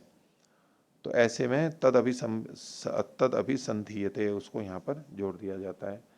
तथा प्राप्ते उच्यते, तथा प्राप्त ऐसा प्राप्त होने पर उच्यते, अब ये सिद्धांति के द्वारा कहा जा रहा है। द्रव्यांतरे, द्रव्यांतरे को खोल दिया, बीजांतरे पुनः प्रयोग स्यान मंत्र से, मंत्र फिर बोला जाना चाहिए। कुतः कृतार्थत्वाद, ये सूत्र का अंश है, अल्प विराम खोल रहे हैं इसको। पूर्वस्मिन बीजे यो अवहंति स कृतार्थ, पिछले वाले बीज में जो अवनन क्रिया थी वो चरितार्थ हो चुकी है, यानी उसका छिलका हट चुका है। सन्निपत्योपकारी ही सह, तो ये जो अवहंती थी ये तो सन्निपत्योपकारी थी, जो उसके सन्निकट में था उसका उपकार कर दिया। सच येन बीजेन सन्निपतितः तदेव संस्करोति, जिस बीज के साथ में वो निकटता से उस पर गिरता है, पड़ता है, सन्निपतित होता है, उसी का संस्कार करता है, यानी छिलका हटाता है। तदेव चेत संस्करोति, और अगर वो अवंती उसी को हटा रही है तो उत्तर संस्कारार्थम पुनः प्रयोक्तव्य है, तो बाद वाले जो बीज हैं उनके संस्कार के लिए फिर से प्रयोग किया जाना चाहिए। तस्य पुनः पुनः प्रयोगान मंत्र से अभी पुनः प्रयोग है, जब अवंती अलग अलग हो रही है तो मंत्र का भी प्रयोग पुनः पुनः होगा। तदगुणत्वात्, गुणत्वात्, त की जगह आ की मात्रा, तदगुणत्वात् सूत्र में लिखा हुआ है, खोल रहे हैं उसको कि तस्यावहंते स मंत्रो गुण, अवहंती और मंत्र में संबंध देखेंगे तो मंत्र गुण माना जाएगा, अवहंती के लिए है वो। तदर्थे न विधानात्, त जोड़ लीजिए, उसके लिए, यानी अवहंती के लिए इसका मंत्र का विधान किया गया होने से। तस्यापि असौ प्रतिकर्मावसायिना चोदके न विहितः, और तस्य का मतलब उस बीज का, असौ मतलब ये मंत्र, उस बीज के लिए ये मंत्र भी प्रतिकर्मावसायिनी अतिदेश से कहा गया है। जैसे अवहनन प्रतिबीज कार्यावसायी थी, ऐसे ही मंत्र भी उस बीज के लिए कार्यावसायी, उसका छिलका उतरा, वो चरितार्थ हो गया। तस्मात् प्रतिबीजम मंत्र से आवृत्ति, अलग अलग बीजों के लिए अलग अलग मंत्र बोलना चाहिए। 14वां अधिकरण निर्वापाद्यंग मंत्राणाम आवृत्त्यधिकरणम। निर्वाप आदि के जो मंत्र, जो अंग मंत्र हैं, अंग मंत्र जो हैं, उनकी आवृत्ति का यहां पर कथन किया जाएगा। तो पूर्व पक्षी कह रहा है निर्वपण, लवन, स्तरण, आज्य ग्रहणेशु, ये 4 कर्म हो गए। चैक द्रव्यवत प्रयोजनैकत्वात्, एक द्रव्य होने के समान यहां पर प्रयोजन एक होने से इनमें मंत्रों को एक ही साथ एक ही बार प्रयोग किया जाएगा। निर्वपण, लवन, स्तरण, आज्य ग्रहणेशु, आज्य के ग्रहण में, इसको निर्वाप न्याय बोलते हैं। तो दर्शपूर्ण महाशयो चतुरो मुष्टि निर्वपति, इसको विपरीत अल्पविराम में लीजिए, 4 मुष्टि का निर्वाप करता है। तस्य मंत्र, उसके लिए मंत्र अलग से दिया हुआ है विपरीत अल्पविराम में। देवस्य त्वेति बंद कर लीजिए। तत्रैव च दर्भाणाम लवण मंत्र, दर्भ को काटने का भी मंत्र दे रखा है विपरीत अल्पविराम में। बर्हिर्देव सदनम दामी थी। तथा स्तरण मंत्र, स्तरण मंत्र भी दे रखा है विपरीत अल्पविराम में लीजिए आगे। ऊर्णाम मृदसम त्वा स्त्रीणामी थी, बंद कर लीजिए। आज्य ग्रहण मंत्र, घृत को ग्रहण का भी मंत्र दे रखा है। धामा नाम सीति विपरीत अल्पविराम में। ये सब उदाहरण दे दिए। तेषु संदेह कि मंत्र से सकृत प्रयोग अथवा प्रतिमुष्टि प्रतिदानम प्रतिधातु प्रतिग्रहणम च आवृत्ति रीति। तो प्रत्येक मुष्टि में या प्रत्येक प्रतिदान में, प्रत्येक वस्तु के ग्रहण में आवृत्ति होनी चाहिए, ये पक्ष है। किम प्राप्तम, तो पूर्व पक्षी कहता है निर्वपण, लवन, स्तरण, आज्य ग्रहणेशु चैक द्रव्यवत प्रयोजनैकत्वात्, ये सूत्र को ही लिखा है इन्होंने। खोल रहे हैं आगे। निर्वपणादिशु एक द्रव्यवत्वात्, एक ही द्रव्य होने से सकृत प्रयोग इत्यर्थ, एक ही बार प्रयोग होगा। कुतः प्रयोजनैकत्वात्, प्रयोजन एक ही है। तत्र तत्र एकम प्रयोजनम, क्या प्रयोजन है? निर्वपणे तावत हविष्याणाम आवपनम, तो निर्वाप करते हैं तो बस आवपन, उसको इकट्ठ लेना, उधर से हटाना, यही सबका प्रयोजन है। लवने वेदी स्तरण योग्य से बर्हिश उपसाधनम, लवन का प्रयोजन क्या है कि वेदी में स्तरण के योग्य जो बरही है उसको ग्रहण करना, उसको बिछाना। स्तरणे वेद्याच्छादनम, स्तरण में वेदी का आच्छादन करना है, ये तो लवन हो गया, ये स्तरण हो गया।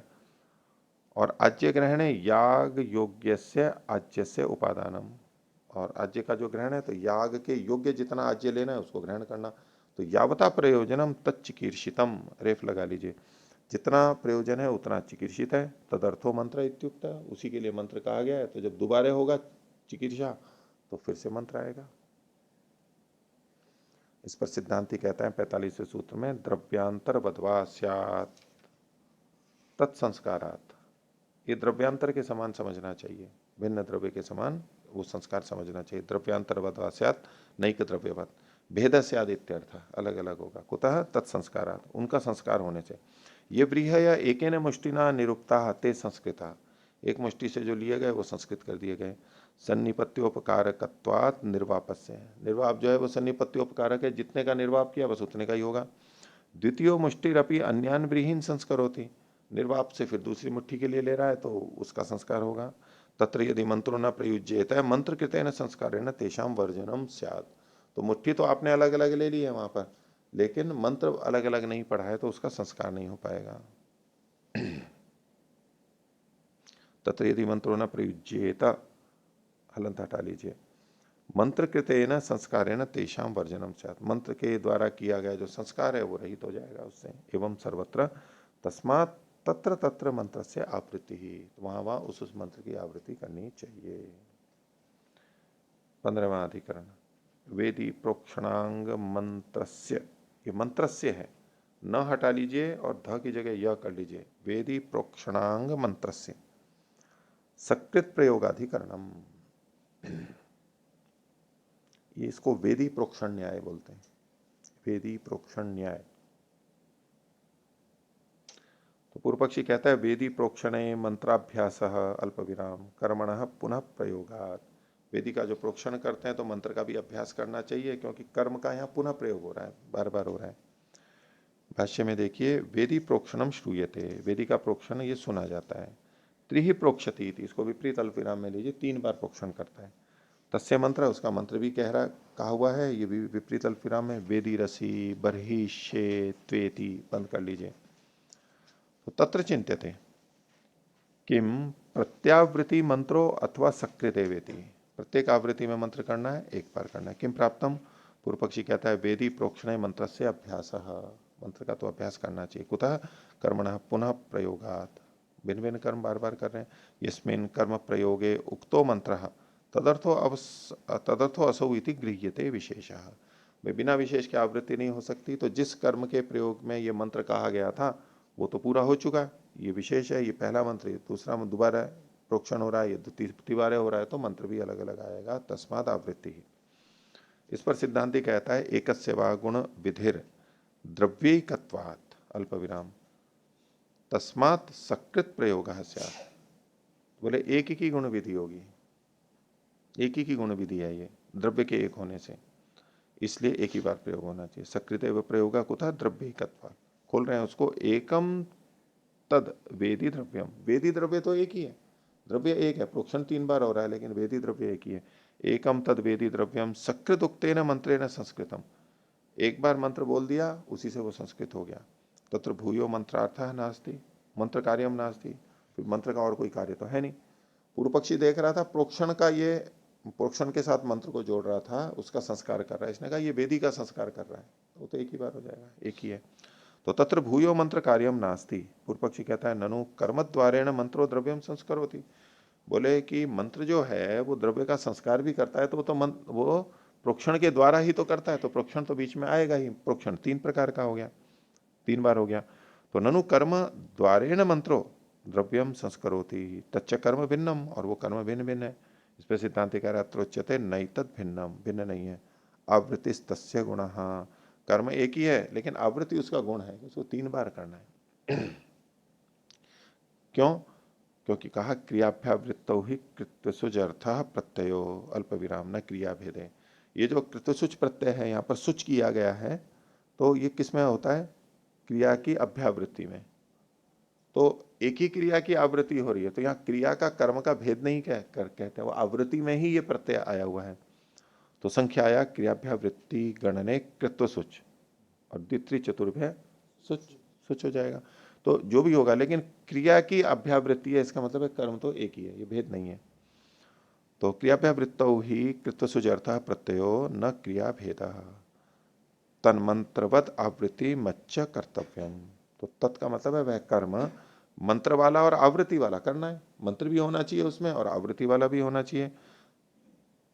तो सकृत उक्तेन मंत्रेण मंत्रवत कृतम, मंत्र एक बार बोला तो ये मंत्रवत हो गया, और आवृत्ति संपादनार्थ पुनः क्रिया, आवृत्ति करनी है इसलिए पुनः पुनः क्रिया की जा रही है। तस्मात् सकृत प्रयोग, इसलिए मंत्र का प्रयोग तो एक ही बार होना चाहिए। अगला अधिकरण 16वां, ज्योतिष्टो में कंडूयनांग मंत्रस्य सकृत प्रयोगाधिकरणम,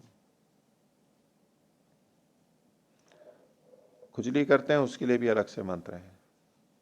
तो ज्योतिषोम में जो कंडूयन के लिए जो मंत्र है उसका एक ही बार प्रयोग होना है, बार बार नहीं प्रयोग होना है। तो पूर्व पक्षी कहता है कंडूयने प्रत्यंगम कर्म भेदात स्यात्, बोले नहीं, कंडूयन में अलग अलग अंगों के लिए बार बार होना चाहिए, लेकिन कब, वो प्रसंग अलग है कि एक साथ अनेक अंगों में खुजली हो, तो एक ही साथ अनेक अंगों में खुजली हो रही है तब के लिए। आगे देख रहे हैं ज्योतिष्टो में कंडूयनार्थो मंत्र, ये कंडूयन मंत्र दिया हुआ है, विपरीत अल्प में कृषिषु श्याम कृषि इति, बंद कर लीजिए। यद अनेकस्मिन अंगे युगपत कंडूर उत्पद्यते तदा चिंता, एक ही समय में अलग अलग अंगों में कंडू हो गई है तब क्या करें? अलग अलग समय में अलग अलग अंगों में है तब तो जब कंडू होगी तब मंत्र बल करके करेगा, फिर थोड़ी देर बाद में हुई तो फिर मंत्र बोल करके करेगा। ये भक्ति का सारा स्वरूप छूट गया है हमारे से। तो यदा अनेकस्मिन अंगे युगपत कंडूर उत्पद्यते तदा चिंता किम प्रत्यंग मंत्रावृत्ति, हर अंग में अलग अलग मंत्र की आवृत्ति करनी अथवा सकृत एवं प्रयोग आयति, एक बार प्रयोग। किम प्राप्तम, पूर्व पक्षी कहता है प्रत्यंगम मंत्र इति, कुतः कर्म भेदा, अलग अलग कर्म है ना, कर्म का भेद ही तो हेतु था पीछे। अंगे अंगे कंडूयनम कर्म भिन्नम, अलग अलग अंगों में जो कंडू की जा रही है तो अलग अलग कर्म माना जाएगा। क्यों? पर्यवसानात गृह्यते विशेष, पर्यवसान से उसका विशेष गृहित हो रहा है। या कंडू थी, खुजलाया, वो समाप्त हो गई, पर्यवसान हो गया। अब दूसरी जगह हो रही है, वहां खुजलाएंगे फिर समाप्त होगी, तो पर्यवसान दिखाई दे रहा है, इसलिए अलग अलग होना चाहिए। तस्माद आवृत्ति। इस पर सिद्धांति कहता है अपिवा चोदनैक कालम ऐक कर्म्यम स्यात्। तो ये जो विधि की गई है चोदना, उसका एक काल होने से एक ही कर्म हो, ये अपिवा नैवम स्यात् न ही अत्र कंडूयनम चोद्यते। यहां पर ये कब हो, जब चोदना की एक पना हो। तो भाई न ही अत्र कंडूयनम चोद्यते, कंडूयन की तो विधि ही नहीं की गई है। फिर अर्थात क्रियते कंडवपनयनार्थम, कंडु अपनयनार्थम, ये जो ड पे ऊ की मात्रा है इसको हलंत कर लीजिए, कंडु कंडु अपनयनार्थम, कंडवपनयनार्थम की मात्रा फिर कैसे है, तो सिद्धांत कह रहा है यदि चोद्येता अल्प विराम अदृष्टार्थम स्यात्। भाई कंडु का अपनयन तो वैसे भी प्राप्त था, अर्थतः ही प्राप्ति थी, उसके लिए कोई विधि करने की जरूरत थोड़ा है। अगर फिर भी विधि की जाएगी तो वो अदृष्टार्थ होगी। क्यों, अप्राप्ते शास्त्रम अर्थवत इति। तो अप्राप्ते एव अर्थ लेंगे, अप्राप्त में ही शास्त्र अर्थवान होता है। जहां प्राप्ति नहीं थी, यानी स्वभावतः प्राप्ति नहीं थी, वहीं शास्त्र अर्थवान होता है। स्वभावतः प्राप्ति थी फिर शास्त्र कह रहा है तो वो अर्थवान नहीं होगा। अप्राप्ते एवं शास्त्रम अर्थवत इति प्रतिप्रयोगम च अदृष्ट भेदात कर्म नानात्वम भवेत। और प्रत्येक प्रयोग में अदृष्ट का भेद होने से कर्म का नानात्व भी फिर मानना पड़ेगा। तथा गृह्यता विशेष है, इससे विशेष भी गृहित होगा। अथ पुनर्अगृहीते अर्थगृहीते कंडूयने यावता उत्पन्ना कंडूर अपनीयते तावत चिकीर्षितम। अगर ये अर्थगृहित कंडूयन है, वे कंडू की निवृत्ति होनी चाहिए, प्रयोजन है, तो जितने से ये कंडू, जितनी भी कंडू उत्पन्न हुई, यावता उत्पन्ना कंडू अपनीयते, वो पूरी हट जाती है, जितनी भी उत्पन्न हुई, तावत चिकीर्षितम, वो सारा का सारा चिकीर्षित होता है। तत्र विशेष होना गृह्यते, वो तो समान ही है। पूर्व पक्षी कह रहा है ननु यस्य अंगस्य निष्कर्षणम कृतम तत्संस्कृतम। अब एक कई जगह हो रही है, अब एक जगह कर ली तो वो अंग तो संस्कृत हो गया ना, खुजली हट गई तो ये उसका संस्कार हो गया। अब तो खुजली को भी संस्कार के रूप में ले रहे हैं, ठीक है। और खुजली से क्या होता है, हमारा रक्त संचार बढ़ जाता है, तो संस्कार हो गया ना कुछ ना कुछ। कंडू चली जाती है, खुजली हो जाती है, कुछ चीज होती है तो हट जाती है, वहां से सक्रियता आ जाती है ना, हम उसको सक्रिय कर देते हैं। तो ननु यस्य अंगस्य निष्कर्षणम कृतम तत्संस्कृतम अंगांतरे पुनः कर्तव्य, दूसरे में फिर करना चाहिए। इस पे सिद्धांत कह रहा है उच्चते न अंग निष्कर्षणार्थो अयम यत्न। अंग को खुजलाने के लिए ये प्रयत्न नहीं था। पूर्व पक्षी कैसे देख रहा था, खुजलाने के लिए, यहां भी खुजला लिया, यहां भी खुजला लिया, तो खुजलाने के लिए था। यहां खुजलाना पूरा हो गया एक कर्म, यहां खुजलाना पूरा हो गया दूसरा कर्म। बोले खुजलाने के लिए थोड़ा ना था। पूर्व पक्षी पूछता है किम तरही, सिद्धांत कहता है कंडवपनयनार्थ, कंडू को हटाने के लिए था, खुजलाने के लिए था, कंडू को हटाने के लिए था। वैसे कंडू और खुजलाना और कंडू अपने एक ही मानते, लेकिन कारण कार्य का तो भेद है ना। जो खुजली हो रही है उसको हटाना प्रयोजन था, वहां पर घर्षण करना प्रयोजन नहीं था।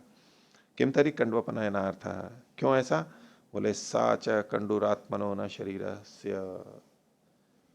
ये जो कंडू है वो शरीर की नहीं है, वो तो आत्मा की है। खुजलाना तो शरीर का हो रहा है, वे खुजलाया कहाँ गया, शरीर पर ही तो खुजलाया गया। उस पर हम खुजलाएंगे तो कुछ रेखा पड़ जाएगी या कुछ खुरदरापन आ जाएगा, ये तो खुजलाना तो शरीर का है। लेकिन जो कंडू थी वो कहाँ थी, वो तो आत्मा था, वो अनुभूति वहां हो रही थी, उसको हटाना प्रयोजन है। अब इसको हम और जगह भी लगा सकते हैं कि जब कई बार पूछते हैं ना कि ये भूख शरीर को लगती है या आत्मा को लगती है, शिविर में कई लोग पूछ लेते हैं ना।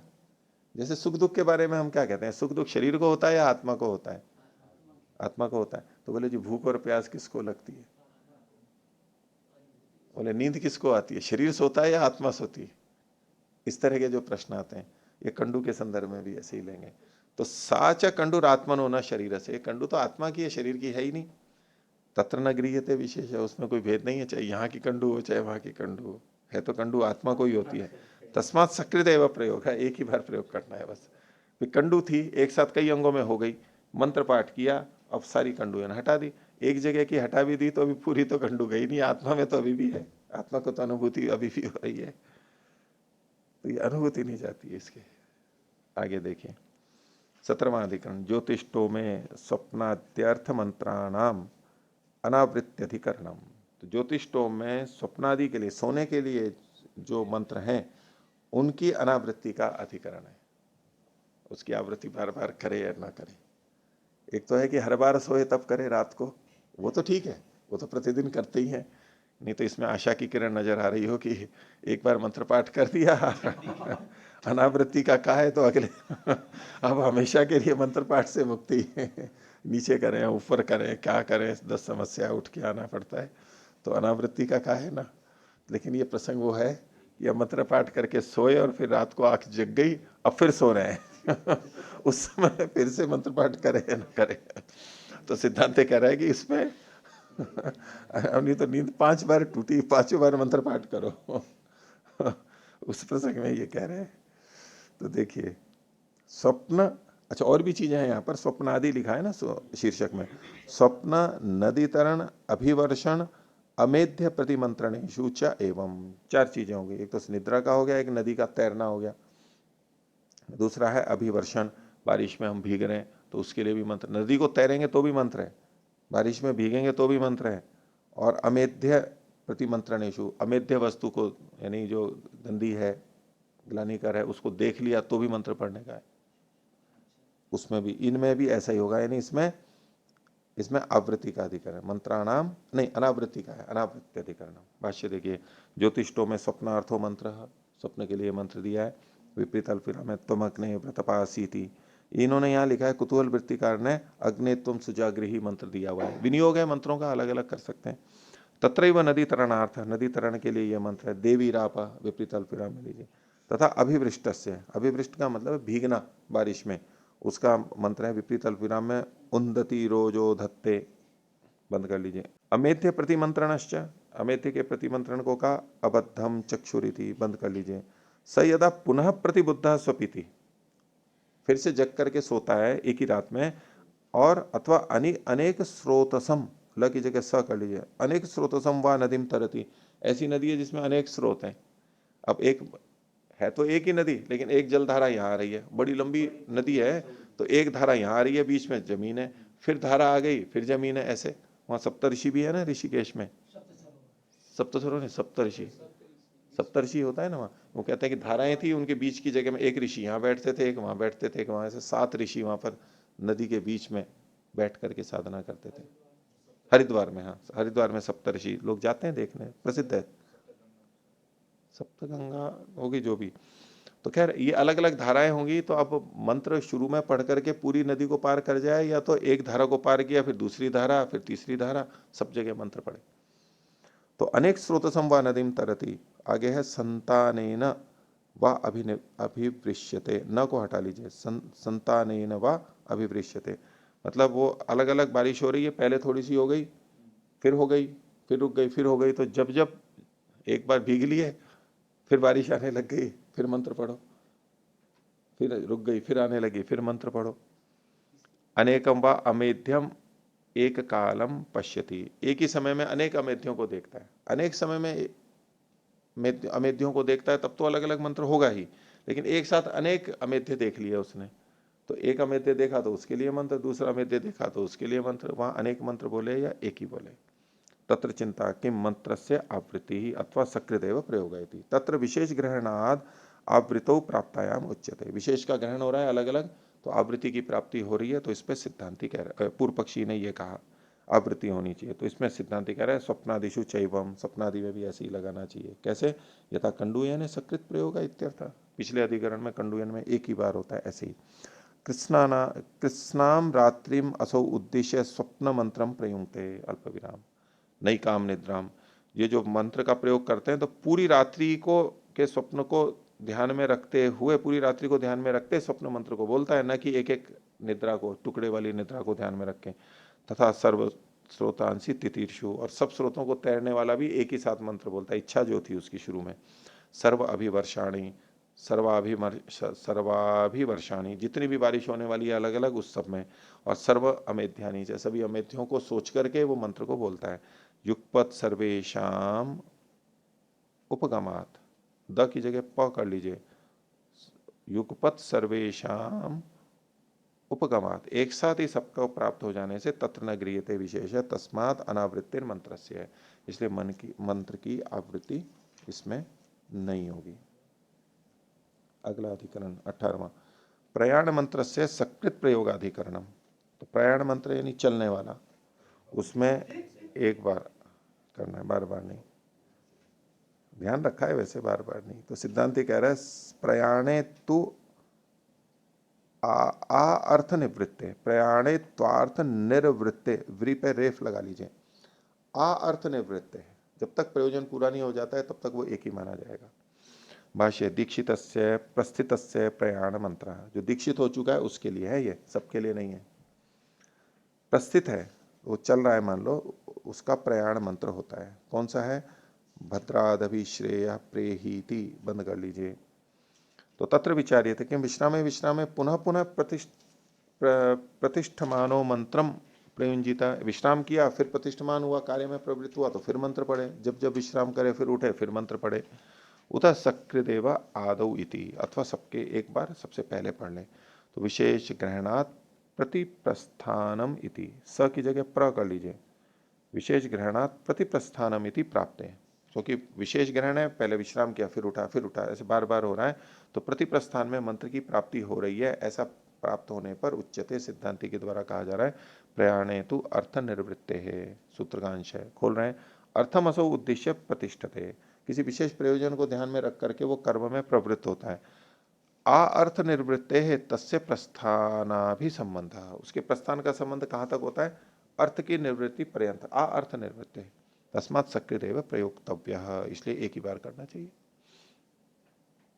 आगे 19वां अधिकरण है, ज्योतिष्टो में उपरव मंत्र से प्रत्युपरव खनन, प्रति उपरव खननम आवृत्ति अधिकरणम। तो ज्योतिष्टो में उपरव मंत्र होता है, उपरव वो गड्ढे खोदे जाते हैं उसके लिए मंत्र होता है। तो कहते हैं प्रत्येक उपरव के खनन में मंत्र की आवृत्ति होनी चाहिए, ये सिद्धांत पक्ष है। पूर्व पक्षी कह रहा है 52वें सूत्र में, उपरव मंत्र तंत्रम स्यात्, उपरव मंत्र तो सबके लिए एक ही होना चाहिए, लोकवत बहुवचनात्, क्योंकि वहां लोक की तरह उस वचन में जो विधि वाक्य है उसमें बहुवचन का प्रयोग किया गया है, इसलिए कुल मिला के एक ही बार होना चाहिए, उसी से सबका ग्रहण हो जाएगा। ज्योतिष्टो में उपरव मंत्र, र के बाद व कर लीजिए, उपरव मंत्र, मंत्र को आगे दिया इन्होंने विपरीत अल्पविराम में लीजिए, रक्षोहणो बलगहनो वैष्णवान खनामीति, बंद कर लीजिए, खनामी यहां तक। तो इसमें वैष्णवान खनामी, विष्णु देवता वाले हैं, बहुवचन वैष्णवान किया है। तत्र संदेह किम सर्वोपरवेशु सकृदेव मंत्र प्रयोक्तव्य उत प्रत्युपरवमिति, दोनों पक्ष आ गए।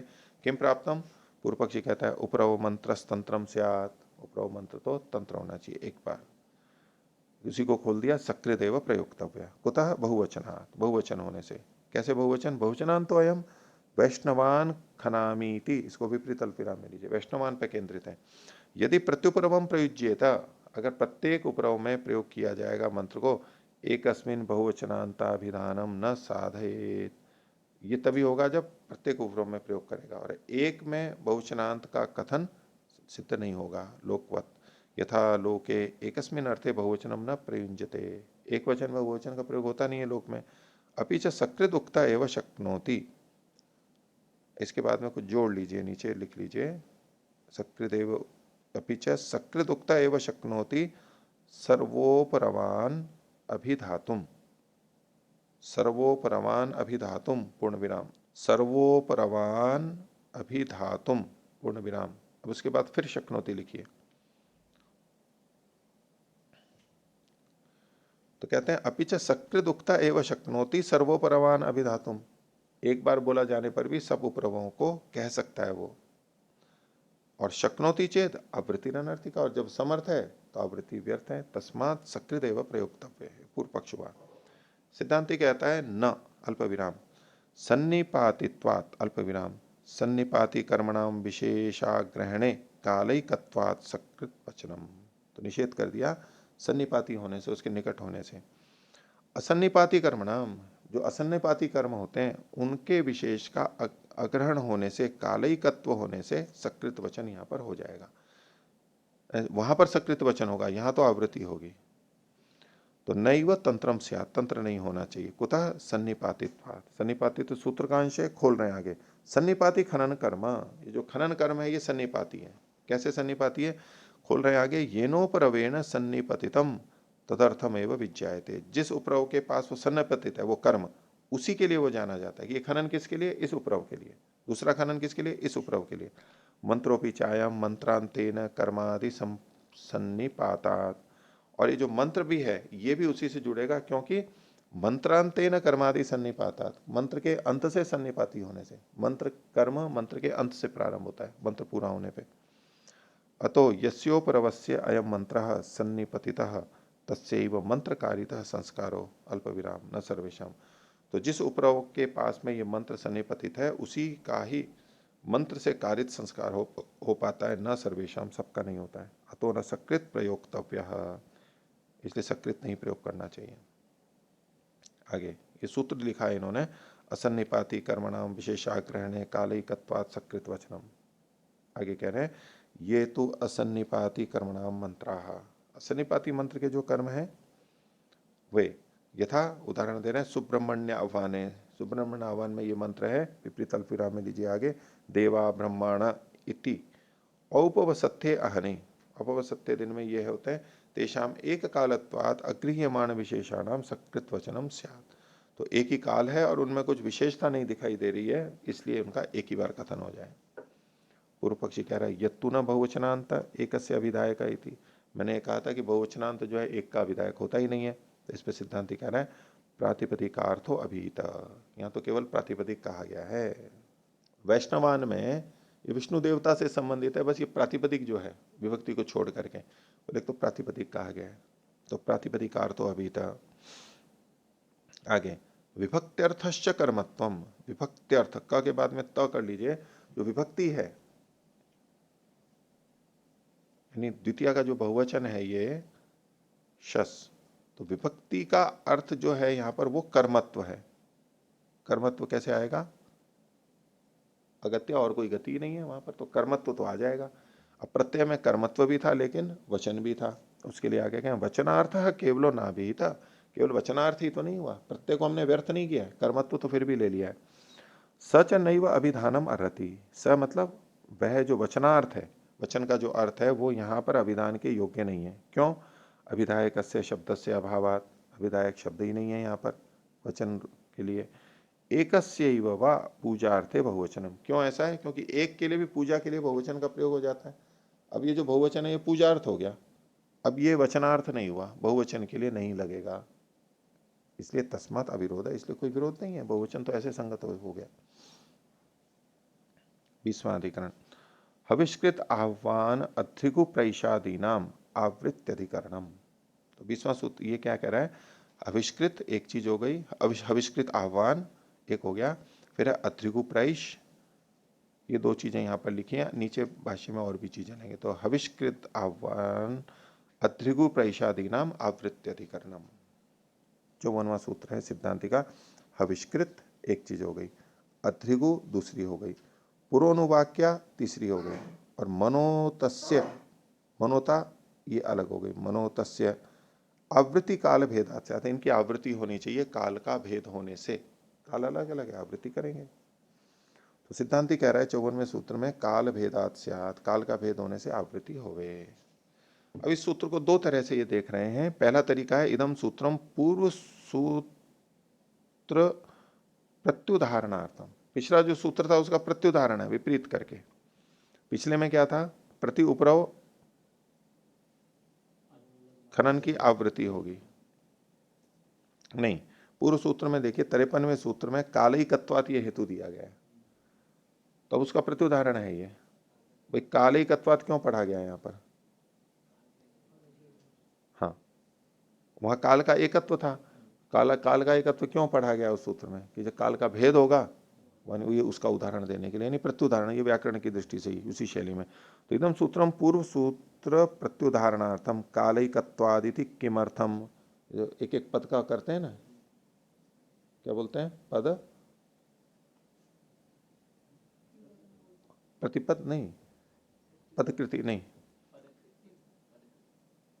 नहीं ये उसको, जैसे एक पद आया कि ये पद यहाँ क्यों पढ़ा गया है, ये काशिका का विषय है ना, कि अगर ये पद नहीं होता तो क्या होता है?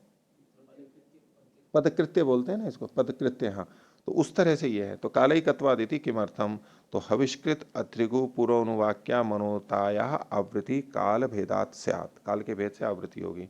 या तो इस तरह से करेंगे ये, अथवा अधिकरणांतरम, अथवा भिन्न स्वतंत्र अधिकरण मानेंगे।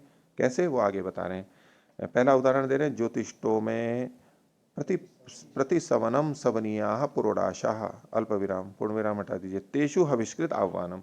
तो ज्योतिष्टोम में प्रतिसवन में सवनीय पुरोडाश हैं और उनमें हविष्कृत का आह्वान है, एक बात हुई।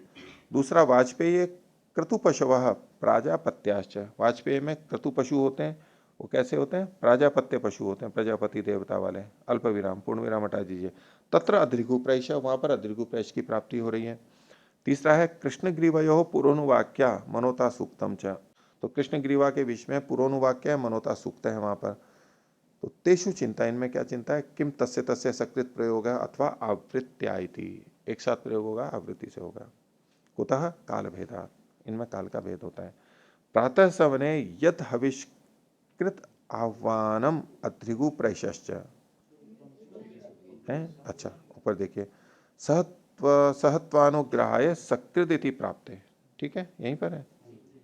तो सहत्व का अनुग्रह करने के लिए ये एक साथ होना चाहिए, ये पूर्व पक्षी का मत प्राप्त होगा। इस पर उच्चते सिद्धांत कह रहा है आवृत्ति ही स्यादिति, सूत्र का अंश आवृत्ति स्यात्, खोल रहे हैं, कुतः काल भेदात।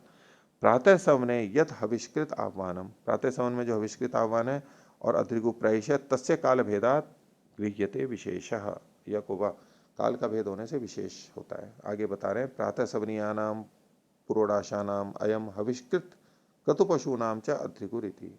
तो प्रातः सवनीय पुरोडाश है उसके लिए यह हविष्कृत है और क्रतु पशुओं के लिए अध्रिगु है। इसी प्रकार से आगे, तथा कृष्णग्रीवयो सौम्य न व्यवहायात, कृष्णग्रीव का सौम्य से व्यवधान होने से, पीछे आया था ना, बीच में सौम्य का व्यवधान था, वो आगे और पीछे था। तो कृष्णग्रीवयो सौम्य न व्यवधानात पूर्व से कृष्णग्रीव से इयम पुरोनुवाक्या मनोता चाहिए। तो ये पहले वाला जो कृष्णग्रीव है उसके लिए पुरोनुवाक्या और मनोता है। सर्वत्र कालो भिद्यते काल भेदात गृह्यते विशेष तस्मात आवृत्ति रीति, भिन्न भिन्न काल में है तो बार बार करना चाहिए, बीच में कुछ व्यवधान हो रहा है, काल भेद के कारण अलग अलग है। 55वां सूत्र में फिर सिद्धांति कह रहा है अध्रिगोश्च विपर्यासात, अध्रिगु का विपर्यास हो जाने के कारण भी, ये अतिरिक्त कह रहा है इससे। अगर अध्रिगु को की आवृत्ति नहीं करेंगे, एक ही जगह तंत्र कर देंगे, तो गुणों का विपर्यास हो जाएगा, जो क्रम होना चाहिए वो बदल जाएगा। अत्रिगोश्चयम अपरो विशेष है, इसमें अतिरिक्त बात बता रहे हैं, विपर्यास स्यात् तंत्र भावे अत्रिकोर ये पुरस्तात् पदार्थ प्राजापत्यानाम यथा पश्वालंब आश्रुत प्रत्याश्रुते है, विपरीत अल्पविराम में आगे लीजिए, अजयदग्नि इति मंत्र। अगर तंत्र भाव मान लेंगे तो उसमें अब दोष दिखाने, तंत्र भावे अध्रिगोर, अध्रिगु के ये पुरस्तात् पदार्थ, उससे पहले के जो कर्म थे, प्राजापत्यानाम, प्राजापत्य पशुओं के, तो यथा पश्वालंब आश्रुत प्रत्याश्रुते, तो पश्वालंब जो है उसकी आश्रुत और प्रत्याश्रुति के लिए ये मंत्र है अजयदग्नि रीति मंत्र। तो ते यदि तावत प्रातः समने क्रियन्ते, ये मंत्र प्रातः सवन में किए जाते हैं, इनका अध्रिगु प्रैश वहां पर किया जाता है, तो ते प्रातः समने क्रियन्ते पर्यग्निकरणांतम कांडम न उत्सृष्टम भवती। तो पर्यग्निकरण जो चीजें वहां समाप्त नहीं हो जाती, उसमें था ना कि पर्यग्निकरण करके छोड़ देना चाहिए, तो अगर अद्रिगु प्रैश वहां पर किया तो पर्यग्निकरण तो पहले ही हो जाता है, तो यहां तक आपको करना पड़ेगा, तो वो प्रैश नहीं हो, जो भेजना है पर्यग्निकरण मात्र से वहां तक नहीं होगा, उसकी बात की चीजें भी वहां पर घटने लगेंगी। तो कहते हैं पर्यग्निकरण करणांतम कांडम न उत्सृष्टम भवती, अथवा महाभूदेश दोष इति ब्रह्म सामनी, ये साग्नि लिखा हुआ है, सामने का लीजिए, ब्रह्म सामनी क्रियंते। तो अगर यहां ना करके ये दोष ना आए इसके लिए, इसके ब्रह्म साम के समय में अगर करते हैं तो तथापि विपर्यास कृतो भवति, विपर्यास तो तब भी आएगा। क्या आएगा, पुरस्ताद अद्रिगो कर्तव्यानाम परस्ताद करने न, तो जो चीजें अद्रिगु के पहले करनी चाहिए थी वो भी बाद में आ जाएंगी। पुरस्ताद अद्रिगो कर्तव्यानाम परस्ताद करने न, वो बाद में आ जाएंगी, यानी उनका क्रम का भेद हो जाएगा। तस्मादपि आवृत्ति, इसलिए आवृत्ति होनी चाहिए, तो यथास्थान रहेंगे। किंच, और हेतु दे रहा है सिद्धांति 56वां सूत्र, करिष्यत वचनात्, करिष्यत ये वचन वहां होने से, तो या इयम अध्रिगोर विभक्ति ही, अध्रिगु की जो विभक्ति है वो क्या है, विपरीत अल्पविराम में आरभध्वम उपनयत इति, उपनयते इति, इसको विपरीत अल्पविराम में लीजिए। तो आरभध्वम, ध्वम पे ये केंद्रित है। तो सा प्राप्त कालम करिष्यमाणम ब्रूते, प्राप्त काल में निकट भविष्य में जो करिष्यमाण है उसको कहती है। स यदि प्रातः सवने उच्यते अप्राप्त कालत्वात् पदार्थस्य असमर्थः स्यात्, अगर प्रातः सवन में इसको कहा जाएगा तो उसका काल प्राप्त न होने से पदार्थ के लिए वो असमर्थ होगी, जिस कार्य के लिए करना है वो नहीं कर पाएगी। अथा प्रेषणार्थम, केवल प्रेषण के लिए कहेंगे तो जब जब भी होगा तब कहेंगे, तथा समर्था स्यात्, जब आवश्यकता है वहीं बोलेंगे तो उसके लिए समर्थ होगी। प्रेषणम प्रवृत्त्यर्थम, तो यदृगु प्रेष जो होगा वो प्रेषण की प्रवृत्ति के लिए हो जाएगा। स न च प्राजापत्येषु तत्प्रवृत्त्यर्थम युज्यते, प्राजापत्य पशुओं में तो प्रवृत्ति के लिए है ही नहीं, वहां आवश्यक ही नहीं है। और बहुनाम कर्म राशि नाम व्यवायात नष्ट प्रेषण प्रत्यो भवति, और यदि हम प्राजापत्य पशु में प्रातः सवन में इसको कर भी लेते हैं तो बीच में बहुत कर्म राशि का व्यवधान होने से वो प्रेषण प्रत्यय ही नहीं रहता है। बहुत पहले कह दिया, बीच में बहुत सारे कर्म हो रहे हैं तो अब वो उसका प्रेष समाप्त हो गया, व्यर्थ हो गया। बहुनाम कर्म राशि नाम व्यवाया नष्ट प्रेषण प्रत्यो भवति तथापि असमर्थ, इस दृष्टि से भी असमर्थ होगा। तस्मात् अत्रिको आवृत्ति रीति सिद्धम, उसकी आवृत्ति होनी चाहिए। तो ये इन्होंने चौथा पाद समाप्त किया 11वें अध्याय का, और 11वां अध्याय भी समाप्त हुआ। इतना ही रखते, प्रणव ध्वनि।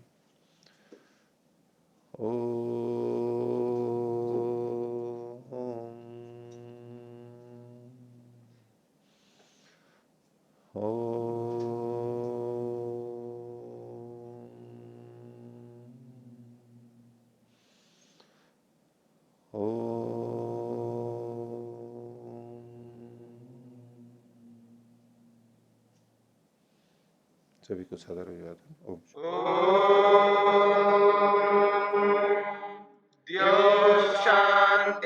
शांतिरंतरिक्षम शांति पृथिवी शांतिरापः शांतिरोषधयः शांति वनस्पतयः शांतिर्विश्वे देवा शांतिर्ब्रह्म शांति सर्वं शांति शांतिरेव शांति क्षमा शांतिरेधि।